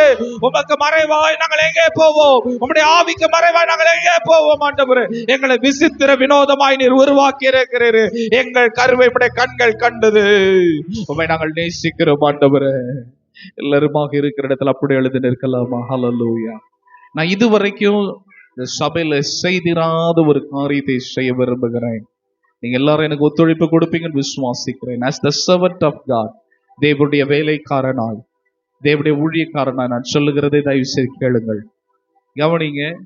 ஒரு 5 நிமிஷத்துல ஜெபம் பண்ண போறோம். சரியா 1:10 நான் முடிப்பேன். இன்னைக்கு குடும்பங்களை எப்படி ஆகிலும் பிசாசு டார்கெட் பண்ணி பயங்கரமா பிரிவினை கொண்டு வரான். நீங்க எப்படி நம்புறீங்களோ நம்பலையோ, இன்னைக்கு ஊழியக்காரர்கள் குடும்பத்துல கூட அந்த மாதிரி ஒரு பிரிவினை நம்பவே முடியல. பார்க்கிற காரியங்கள். இன்னைக்கு உங்க குடும்பத்தை நீங்க பாதுகாக்கணும்னா ஜெபம் ரொம்ப தேவை. இல்லைன்னா பிசாசானவன் அவ்வளவு சீக்கிரம் உள்ள கேம் விளையாடிடுறான். இன்னைக்கு நம்ம ஒரு காரியத்தை செய்ய போறோம். இருக்கிற பைபிள்ஸ் எல்லாத்தையும் ஒரு பக்கமா ஓரம் வைத்து விடுங்கள். நான் சொல்றதை நீங்க எல்லாரும் கீழ்ப்படியும்படி கேட்டுக்கொள்கிறேன். நம்முடைய ஆலயம் விஸ்தாரமா இருக்கிறது. எல்லாருமாக இருக்கிற இடத்துல உங்க குடும்ப நபர்களோட கணவன் மனைவியா வந்திருந்தீங்கன்னா நேரா எல்லாம் உங்க கணவன் மனைவி பிள்ளைகள் எல்லாம் ஒரு சர்க்கிளா ஃபார்ம் பண்ணி எல்லாரும் கைப்பிடிச்சு, நான் ஆவியினால நடத்தப்பட்டு தான் இதை செய்கிறேன். ஹல்லேலூயா. கர்த்தருடைய ஆவியானவர் என்னை நடத்துகிற வண்ணமாய் நான் செய்கிறேன். ஏதோ வந்தோம், ஒரு பிரசங்கம் பண்ண போனோம், முடிஞ்சோம், இதுக்காக நான் வரல. கர்த்தருக்கு ஸ்தோத்திரம். ஏதோ ஒரு ஆழமான ஒரு தொடுதல் வரணும், ஏதோ ஒரு இம்பாக்ட் நான் உண்டு பண்ணணும். ஹல்லேலூயா. கணவன் மனைவியா வந்திருந்தீங்கன்னா வாங்க. ஹல்லேலூயா, ஹல்லேலூயா. மனைவி நேரா வாங்க, வெக்கப்படாதீங்க. பிள்ளைங்க வந்திருந்தீங்கன்னா டேடி மம்மி கையை பிடிச்சு கொள்ளுங்க. இல்ல ஒருவேளை டேடி வரல, மம்மி மட்டும் வந்திருந்தாங்கன்னா அவங்க கையை பிடிச்சு கொள்ளுங்க. எல்லாம் அவங்க குடும்பமா எல்லாம் சேருங்க. ஒரு கை இல்ல, சர்க்கிளா ஃபார்ம் பண்ணுங்க. எல்லாரும் கண்களை மூடி உங்க ஆசீர்வாதத்துக்காக நான் ஜெபம் பண்ண போறேன். கர்த்தர் ஏதோ ஒன்றை கர்த்தர் இந்த திருச்சபையில செய்ய விரும்புகிறார். புது ஆண்டுல குடும்பமா கர்த்தர் புது ஆத்துமாக்களை கொண்டு வர போகிறார். கர்த்தர் மகிமையான காரியங்களை செய்ய போறார். வெக்கப்படாதீங்க. இருக்கிற இடத்தை விட்டு கொஞ்சம் நகருங்க. ஹல்லேலூயா. நான் சியோன் பர்வதத்தை போல அசையாம இருப்பேன்னு சொல்லாம இருக்கிற இடத்தை விட்டு கொஞ்சம் நகர்ந்து எல்லாரும் உங்களுடைய குடும்பத்தை கையை பிடிங்க. ஒருவேளை பாஸ்டர் நான் தனியா வந்திருக்கிறேன்னா இன்னொரு தனி நபருடைய கையை நீங்க பிடிச்சுங்க. தனியா வந்திருப்பாங்க பாத்தீங்களா, அவங்க கையை பிடிச்சுக்கொள்ளுங்க. யாரும் பேச வேண்டாம், சிரிக்க வேண்டாம், விளையாட வேண்டாம். தேவ பிரசன்னம் இந்த இடத்துல இருக்கிறது. கவனிங்கள், சத்தம் வேண்டாம் பிளீஸ். ஊழியக்காரனுக்கு கீழ்ப்படிங்க. தேவனுடைய சமூகத்துல ஜெபித்து விட்டு தான் வந்திருக்கிறேன். கர்த்தருக்கு ஸ்தோத்திரம். கடந்த நாட்களில் உபவாசித்து தான் நான் வந்திருக்கிறேன். ஹல்லேலூயா. தனியா வந்திருந்தீங்கன்னா யாராகிலும் தனி நபருடைய கையை பிடிங்க. உங்களுக்காக நான் ஜெபம் பண்ண போறேன். நான் ஜெபம் பண்ண என் கூட சேர்ந்து ஜெபம் பண்ண. நான் சொன்ன பிரகாரமா தயவு செய்து ஃபேமிலியா நீங்க தனியா விட்டுட்டீங்க, ஒரு கை ஃப்ரீயா இருக்குது, ரவுண்டா ஃபார்ம் பண்ணுங்க. 2 பேர் இருந்தா ரவுண்டா ஃபார்ம் பண்ணுங்க. ஹல்லேலூயா. நான் சொல்றது உங்களுக்கு புரியும் நினைக்கிறேன். ஹல்லேலூயா. மற்றவங்களோட ரவுண்டா ஃபார்ம் பண்ணுங்க. 2 பேர் வந்தீங்கன்னா 2 பேர் ஒருத்தரோட முகத்தை பாருங்க. எஸ், அங்க ஒரு ஃபேமிலி கரெக்டா அதை செஞ்சிருக்கிறாங்க. ஹல்லேலூயா. எல்லாரும் இருக்கிற இடத்துல நம்ம கண்களை மூடுவோம். நான் சொல்ல என் பின்பாக சேர்ந்து ஜெபம் பண்ணுங்க. எல்லாரும் கர்த்தரை ஸ்தோத்திரம் பண்ணுவோம். நல்லா இந்த சத்தம் போதாது. கமான், எல்லாரும் வாய்களை திறந்து ஜெபம் பண்ணுவோம். எல்லாரும் வாய்களை திறந்து கர்த்தரை ஸ்தோத்திரம் பண்ணுவோம். ஆண்டவர் நல்லா ஸ்தோத்திரம் பண்ணுங்க. மனசார ஸ்தோத்திரம் பண்ணுங்க. கர்த்தர் உங்களுக்கு கொடுத்த ஜீவனுக்காய் ஸ்தோத்திரம் பண்ணுங்க. கர்த்தர் உங்களுக்கு கொடுத்த ஆயுசு நாளுக்காய் ஸ்தோத்திரம் பண்ணுங்க. உங்க தேவையெல்லாம் சந்திச்சார ஸ்தோத்திரம் பண்ணுங்க. எபினேசரா இருந்தார ஸ்தோத்திரம் பண்ணுங்க. ஹல்லேலூயா. முதலாவது காரியமா நான் சொல்ல என் பின்னாடி சேர்ந்து நீங்க ஜெபம் பண்ணுங்க. குடும்பத்துல ஆண்டவர் சமாதானத்தை கட்டளையிடணும். 2025 ஆண்டவரே என் குடும்பத்துல சமாதானம் இருக்கணும். கணவனுக்கும் மனைவிக்கு இருக்கிற பிரச்சனை மாறணும். பெற்றோர்களுக்கும் பிள்ளைகளுக்கு இருக்கிற பிரிவினை மாறணும். குடும்பத்துல தேவனுடைய அன்பு, சந்தோஷ, சமாதானம் ஊற்றப்படணும். ஆண்டவரே, கர்த்தாவே, ஆண்டவரே, எங்க 2 பேர் இடையில, கணவன் மனைவி இடையில சமாதானத்தை கொடுங்க. ஆண்டவரே, பிரிவினை கொண்டு வருகிற ஆவிகளை கட்டி ஜெபம் பண்றேன். கமான், எல்லாரும் எல்லாரும் என் கூட சேர்ந்து ஆவியில நிறைஞ்சு ஜெபம் பண்ணுங்க. கர்த்தர் நிச்சயமா உங்க குடும்பத்துல ஒரு பிரேக் த்ரூவை கர்த்தர் கட்டளையிடுவார், ஒரு விடுதலை கட்டளையிடுவார். தேவ பிரசன்னத்தை இந்த பலிபீடத்துல நான் அனுபவித்துக் கொண்டிருக்கிறேன். தேவனுடைய வல்லமாய் இப்பொழுது குடும்பமாக ஒவ்வொருவர் மேலும் இறங்கி கொண்டிருக்கிறது. கர்த்தருடைய அபிஷேக வல்லமை இறங்கி கொண்டிருக்கிறது. ஒரு விடுதலை நான் பார்க்கிறேன் உங்க குடும்பத்துல. கர்த்தர் சந்தோஷத்தை கொடுக்கும்படிக்காய், சமாதானத்தை கொடுக்கும்படிக்காய் கர்த்தர் இப்பொழுது இந்த வேளையில கடந்து வருகிறார். தெய்வமே, இப்பொழுது இந்த போரூர் இவாஞ்சலிக்கல் சபையில இருக்கிற ஒவ்வொரு குடும்பங்களுக்குள்ளாய் ஆண்டவரே சமாதானத்தின் தேவன் சமாதானத்தை கட்டளையிடுவீராக. எல்லா பிரிவினை ஆவிகளை கட்டுகிறோம், எல்லா கசப்புகளை கடிந்து செபிக்கிறோம், எல்லா தேவையற்ற ஆர்குமெண்ட்ஸ், தேவையற்ற வாக்குவாதங்களை கடிந்து செபிக்கிறோம். ஆண்டவரே, கணவன் மனைவியை பரிபூர்ணமாய் நேசிக்க, மனைவி கணவனை பரிபூர்ணமாய் நேசிக்க, பெற்றோர்கள் பிள்ளைகளை நேசிக்க, பிள்ளைகள் பெற்றோர்களை கனம் பண்ண கர்த்தர் உதவி செய்வீராக. எல்லா சத்துருடைய உட்புகுதலை இப்பொழுதே கட்டி ஜெபிக்கிறோம் இயேசுவின் நாமத்தினால. குடும்பங்களில் விடுதலை வருவதாக, குடும்பங்களில் விடுதலை வருவதாக, குடும்பங்களில் விடுதலை வருவதாக இயேசு கிறிஸ்துவின் வல்லமை உள்ள நாமத்தினால. இரண்டாவதாக நல்லா என் கூட சேர்ந்து ஜெபம் பண்ணுங்க. குடும்பத்துல கர்த்தர் சுகத்தை கட்டளையிட வேண்டும். சொல்லுங்க, ஆண்டவரே என் குடும்பத்துல வியாதி வரக்கூடாது. என் கூட சேர்ந்து நல்ல ஜெபம் பண்ணுங்க. என் குடும்பத்துல வியாதிங்கிறது வரவே கூடாது ஆண்டவரே. 2025 எங்க குடும்பத்துல மருத்துவ செலவு வரக்கூடாது. இயேசுவின் நாமத்தினால நாங்க கஷ்டப்பட்டு சம்பாதிக்கிற பணம் அது ஒருபோது டாக்டருக்கு போக கூடாது, அது மருந்து மாத்திரைகளுக்கு போக கூடாது, அது டாக்டருக்கு போக கூடாது, அது ஹாஸ்பிட்டலுக்கு போக கூடாது. நாங்க எல்லாரும் 2025 வாழ்ந்து சுகமா இருக்கும்படி கர்த்தர் கிருபை தருவீராக. எங்கூட சேர்ந்து ஜெபம் பண்ணுங்க. Come on come on come on come on come on. நல்ல சத்தத்தை உயர்த்தி யாரும் வேடிக்கை பார்க்க வேண்டாம். பாரத்தோடு ஜெபம் பண்ணுங்க. நீங்களே ஜெபம் பண்ணுங்க. ஆண்டவரே, என் குடும்பத்துல மரணத்துக்கு ஏதுவான வியாதி வரக்கூடாது. எங்க பார்த்தாலும் கேன்சர் கேன்சர் கேன்சர். நான் இப்பொழுது கர்த்தருடைய ஊழியக்காரனா நான் ஜெபிக்கிறேன். ஆண்டவரே, கர்த்தருடைய பிள்ளைகளா ஜெபிக்கிறோம். இந்த கேன்சர் என்கிறதான வியாதிக்கு எங்க வீட்டுல அனுமதி இல்ல. ஹார்ட் அட்டாக் இயேசுவின் நாமத்தினால எங்க வீட்டுல அனுமதி இல்ல. கிட்னி பிரச்சனைகளுக்கு எங்க வீட்டுல அனுமதி கிடையாது இயேசுவின் நாமத்தினால. இந்த சபையில இருக்கிற ஒவ்வொருவருக்கும் தீர்க்காயுசை கொடுப்பீராக. வயதான தகப்பன்மார்களுக்கு தாய்மார்களுக்கு தீர்க்காயுசை கொடுப்பீராக. எல்லா விதமான வியாதிகளை கட்டி ஜெபிக்கிறோம் ஆண்டவரே. இப்பொழுது யாரெல்லாம் இந்த இடத்துல வியாதியோடு பலவீனத்தோடு, ஆண்டவரே தீராத பலவீனத்தோடு, ஆண்டவரே கர்த்தாவே ஆண்டவர் மருந்து மாத்திரைகளை உட்கொண்டிருக்கிறார்களோ அவர்களுக்கு கர்த்தர் இன்றைக்கு பூரண சுகத்தை கர்த்தர் கட்டளை இடுவீராக. 2025 கால் வைக்கும் பொழுது ஒவ்வொரு குடும்பத்துல ஒவ்வொரு சரீரத்துல நல்ல சுகம் இருக்கும்படியா நான் கட்டளை இடுகிறேன். சமாதானத்தை கெடுக்கிற பொல்லதாவியே, ஓ பலத்தை கெடுக்கிற பொல்லதாவியே, வியாதியை கொண்டு வருகிற பொல்லதாவியே, உன்னை இயேசுவின் நாமத்தினால கட்டி அரெஸ்ட் பண்றேன். உன்னை கடிந்து கொள்ளுகிறேன் இயேசுவின் நாமத்தினால. இப்ப எல்லாம் இந்த ஒரு காரியத்துக்காக நீங்க எல்லாம் ஜெபம் பண்ணுங்க. ஆண்டவரே, எங்க வீட்டுல கேன்சர் வரக்கூடாது. சொல்லுங்க, அதை டிக்ளேர் பண்ணுங்க. எங்க வீட்டுல கேன்சர்ன்ற வியாதி வரக்கூடாது. அதுக்கு நாங்க சான்ஸ் கொடுக்க மாட்டோம், அனுமதி கொடுக்க மாட்டோம். ஏன்னா இந்த வியாதி தான் எல்லாரையும் போட்டு வாட்டி உலுக்குகிறது. சொல்லுங்க, சுகர் வியாதியை கட்டுறேன்னு சொல்லுங்க. டயபெட்டிஸ் வியாதியை கட்டுகிறோம் இயேசுவின் நாமத்தினால. பிளட் பிரஷர் நார்மலுக்கு வருவதாக. கொலஸ்ட்ரால கட்டி ஜெபம் பண்ற ஆண்டவரே, இங்க இருக்கிற ஒவ்வொருவருடைய lungs, liver, spleen, kidneys, brain, heart நல்ல வேலை செய்யட்டும். கண்களை மூடி இருப்போம். மருத்துவம் இதை என்ன சொல்லுதுன்னா ராஜரிக உறுப்பு. ராஜரிக உறுப்புனா அந்த மூளை, ஹார்ட், லங்ஸ், லிவர், இது எல்லாமே ராஜரிக உறுப்பு. சொல்லுங்க, எங்க ராஜரிக உறுப்பு நல்ல வேலை செய்யணும் ஆண்டவரே. எங்க ராஜரிக உறுப்பு நல்ல வேலை செய்யணும். வியாதிகளை கடிந்து செபிக்கிறோம். மூன்றாவதாக ஒரு காரியத்துக்காக ஜெபம் பண்ண போறோம். ஆண்டவரே, எங்க குடும்பத்துல கடனே இருக்கக்கூடாது இயேசுவின் நாமத்தினால. ஆண்டவரே, எங்க குடும்பத்துல பண பிரச்சனை மாத்தி போடுங்கப்பா. சொல்லுங்க, எங்க குடும்பத்துல பூரண வேணாம் ஆண்டவரே, எங்களுக்கு பரிபூரணத்தை கொடுங்க ஆண்டவரே, எங்களுக்கு சம்பூரணத்தை கொடுங்க ஆண்டவரே. கர்த்தர் சொல்லுகிறார், உனக்கு நான் ஆசீர்வாதமான மழையை கட்டளையிடுவேன். உனக்கு நான் சம்பூரணத்தை கட்டளையிடுவேன் தான் வேதம் சொல்லுகிறது. கடன் என்கிறதான ஆண்டவரே ராஜா அந்த பிசாசை கடிந்து கொள்ளுகிறோம். அந்த லோன்கள் எல்லாம் அடைக்கப்படுவதாக. 2025 உம்முடைய பிள்ளைகளுக்காய் கர்த்தர் புதிய புதிய வாசல்களை கர்த்தர் திறப்பீராக. பொருளாதாரத்தில் உம்முடைய பிள்ளைகள் சிறந்து விளங்குவார்களாக. ஒவ்வொரு குடும்பங்களிலும் பண ஆசீர்வாதங்கள் கடந்து வருவார்களாக. ஊழியத்தை தாங்கத்தக்கதாய், ஊழியத்திற்கு கொண்டு வந்து கொடுக்கத்தக்கதாய் கர்த்தாவே ஒவ்வொரு குடும்பங்களை ஆண்டவரே நீர் ஆயிரங்கள் அல்ல லட்சங்களை கொடுப்பீராக, கோடிகளை கொடுப்பீராக. ஒவ்வொரு களஞ்சியங்களும் இயேசுவே நாமத்தினால பூரணமாய் நிரம்பட்டும். ஒரு வீட்டுல கூட குறைவு இருக்க கூடாதப்பா. ஒரு வீட்டுல பட்டினி இருக்க கூடாது. ஆண்டவரே மரணத்தை நாங்க கட்டி ஜெபம் பண்றோம். எங்க குடும்பத்துல மரணம் வரக்கூடாது. நீங்க ஜெபம் பண்ணுங்க, விசுவாசத்தோட ஜெபம் பண்ணுங்க. என் குடும்பத்துல மரணம் வரக்கூடாது ஐயா. நாங்க தீர்க்காயுசோட கூட இருந்த தேவனை மகிமைப்படுத்த வேண்டும். Come on. Libaralla gadana kabo shamdana. Rema kabala dadana danadana shandana danauda nadina dorobo rebeke torobo kotorobaka shakara bagadana. தேவனுடைய வல்லமை பிரசன்னம் இப்பொழுது இந்த ஆலயத்தில் நிறைந்திருக்கிறதை நான் பார்க்கிறேன். ஓ தேவனுடைய மகிமை இப்பொழுது கடந்து வருகிறதை நான் பார்க்கிறேன்.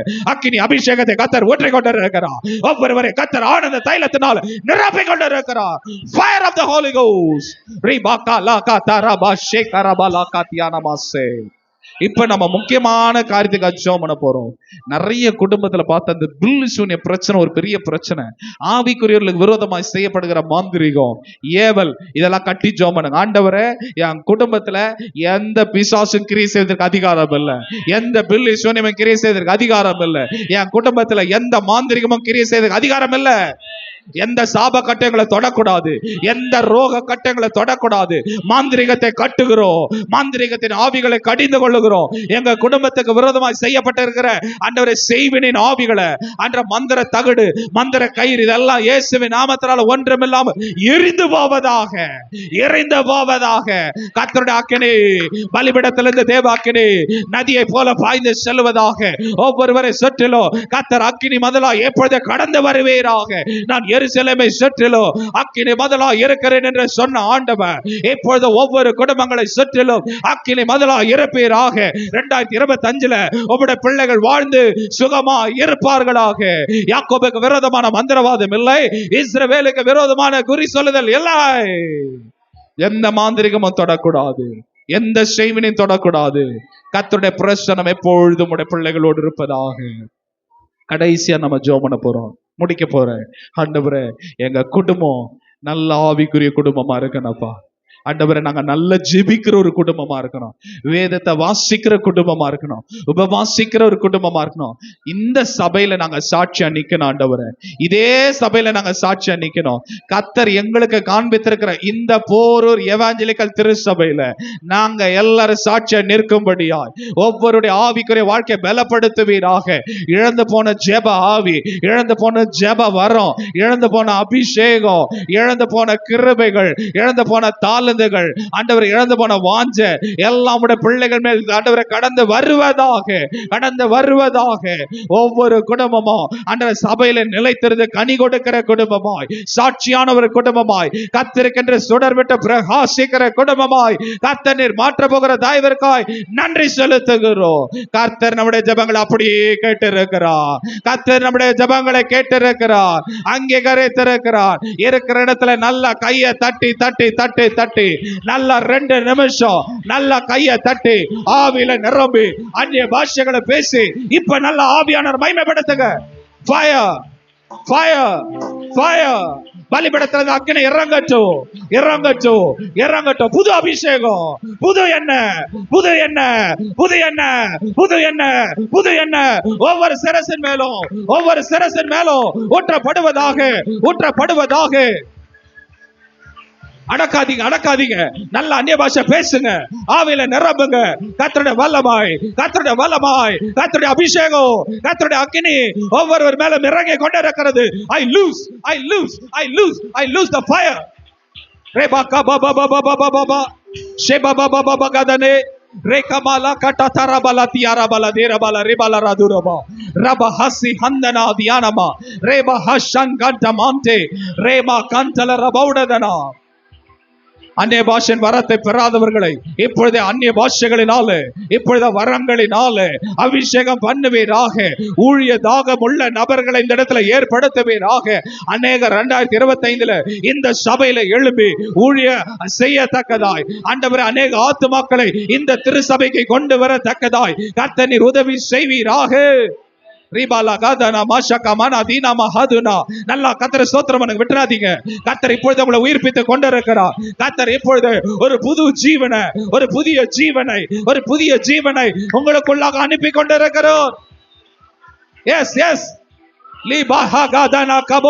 கண்ட்ரோல் பண்ணாதீங்க, விட்டு கொடுங்க, விட்டு கொடுங்க, விட்டு கொடுங்க.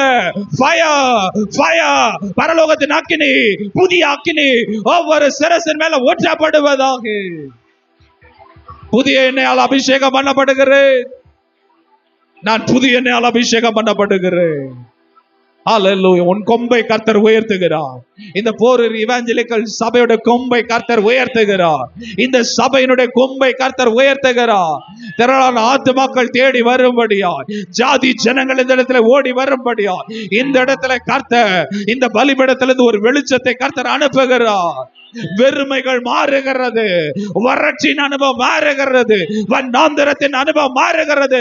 நல்ல கையை தட்டி தட்டி தட்டி ஆவியானவர் எல்லாரும் மகிமைப்படுத்தும். எல்லாரும் கர்த்தரை மகிமைப்படுத்தும். எல்லாரும் ஆவியானவர் மகிமைப்படுத்தும்.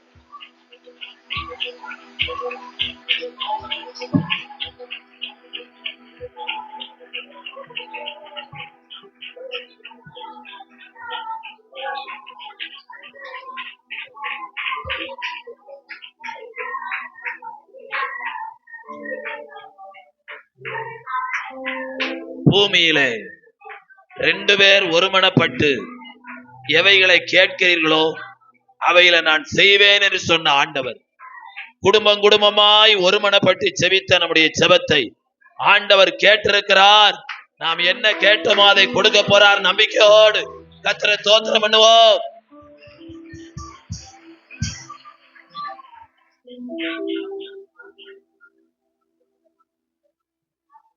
பரலோக பிதாவே, இந்த மத்தியான வேளைக்காக உமக்கு நாங்கள் நன்றி சொல்லுகிறோம். கர்த்தருடைய பிள்ளைகளாய் நாங்கள் தேவனுடைய ஆலயத்தில் வந்து ஒருமனப்பட்டு ஜெபித்திருக்கிறோம். எங்கே ஒரு மனம் உண்டோ அங்கு விடுதலை உண்டு என்று சொன்னீர். நம்முடைய பிள்ளைகள் ஒவ்வொருத்தருடைய குடும்பத்துல எல்லா காரியத்திலும் ஒரு விடுதலையை கர்த்தர் கட்டளையிடும். 24ஆம் ஆண்டு அனுபவித்த எல்லா பிரச்சனைகள், போராட்டங்கள், கஷ்டங்கள், நஷ்டங்கள் எல்லாவற்றையும் விட்டு ஒரு புதிய ஆண்டிலே ஒரு புதிய அனுபவத்தோடு நாங்கள் கடந்து செல்ல கர்த்தர் உதவி செய்வீராக. நீ வார்த்தையை சொன்ன நம்முடைய மகனை இன்னும் வல்லமையா எடுத்து பயன்படுத்து. மாலை கூட்டத்துல அத்தனை கர்த்தருடைய பிள்ளைகளும் கடந்து வர கர்த்தர் உதவி செய்யுங்க. நாளைக்கு நடக்கிற கூட்டத்தை பொறுப்படுத்திக் கொள்ளுங்க. தொடர்ந்து வழி நடத்துங்கப்பா. எங்களை தாழ்த்துகிறோம். நீர் பெருகவும் நாங்கள் சிறுக வேண்டுமாய் ஜெபிக்கிறோம். ஏசப்பா மூலம் ஜெபிக்கிறோம் நல்ல பிதாவே, ஆமென். என் ஆத்துமாவே கர்த்தரை ஸ்தோத்திரி, முழு உள்ளமே பரிசுத்த நாமத்தை ஸ்தோத்திரி. என் ஆத்துமாவே கர்த்தரை ஸ்தோத்திரி, அவர் செய்த சகல உபகாரங்களையும் மறவாதே. ஆமென். நம்முடைய கர்த்தராயிருக்கிற இயேசு கிறிஸ்துவினுடைய கிருபையும் பிதாவாகிய தேவனுடைய அன்பும் பரிசுத்த ஆவியாகிய அந்யோன்ய ஐக்கியமும் நம் அனைவரோடும் ஆண்டவருடைய வருகை மட்டும் இருப்பதாக. ஆமென், ஆமென். அல்லேலூயா, அல்லேலூயா. அப்படியே ஒரு நிமிஷம் உட்கார்.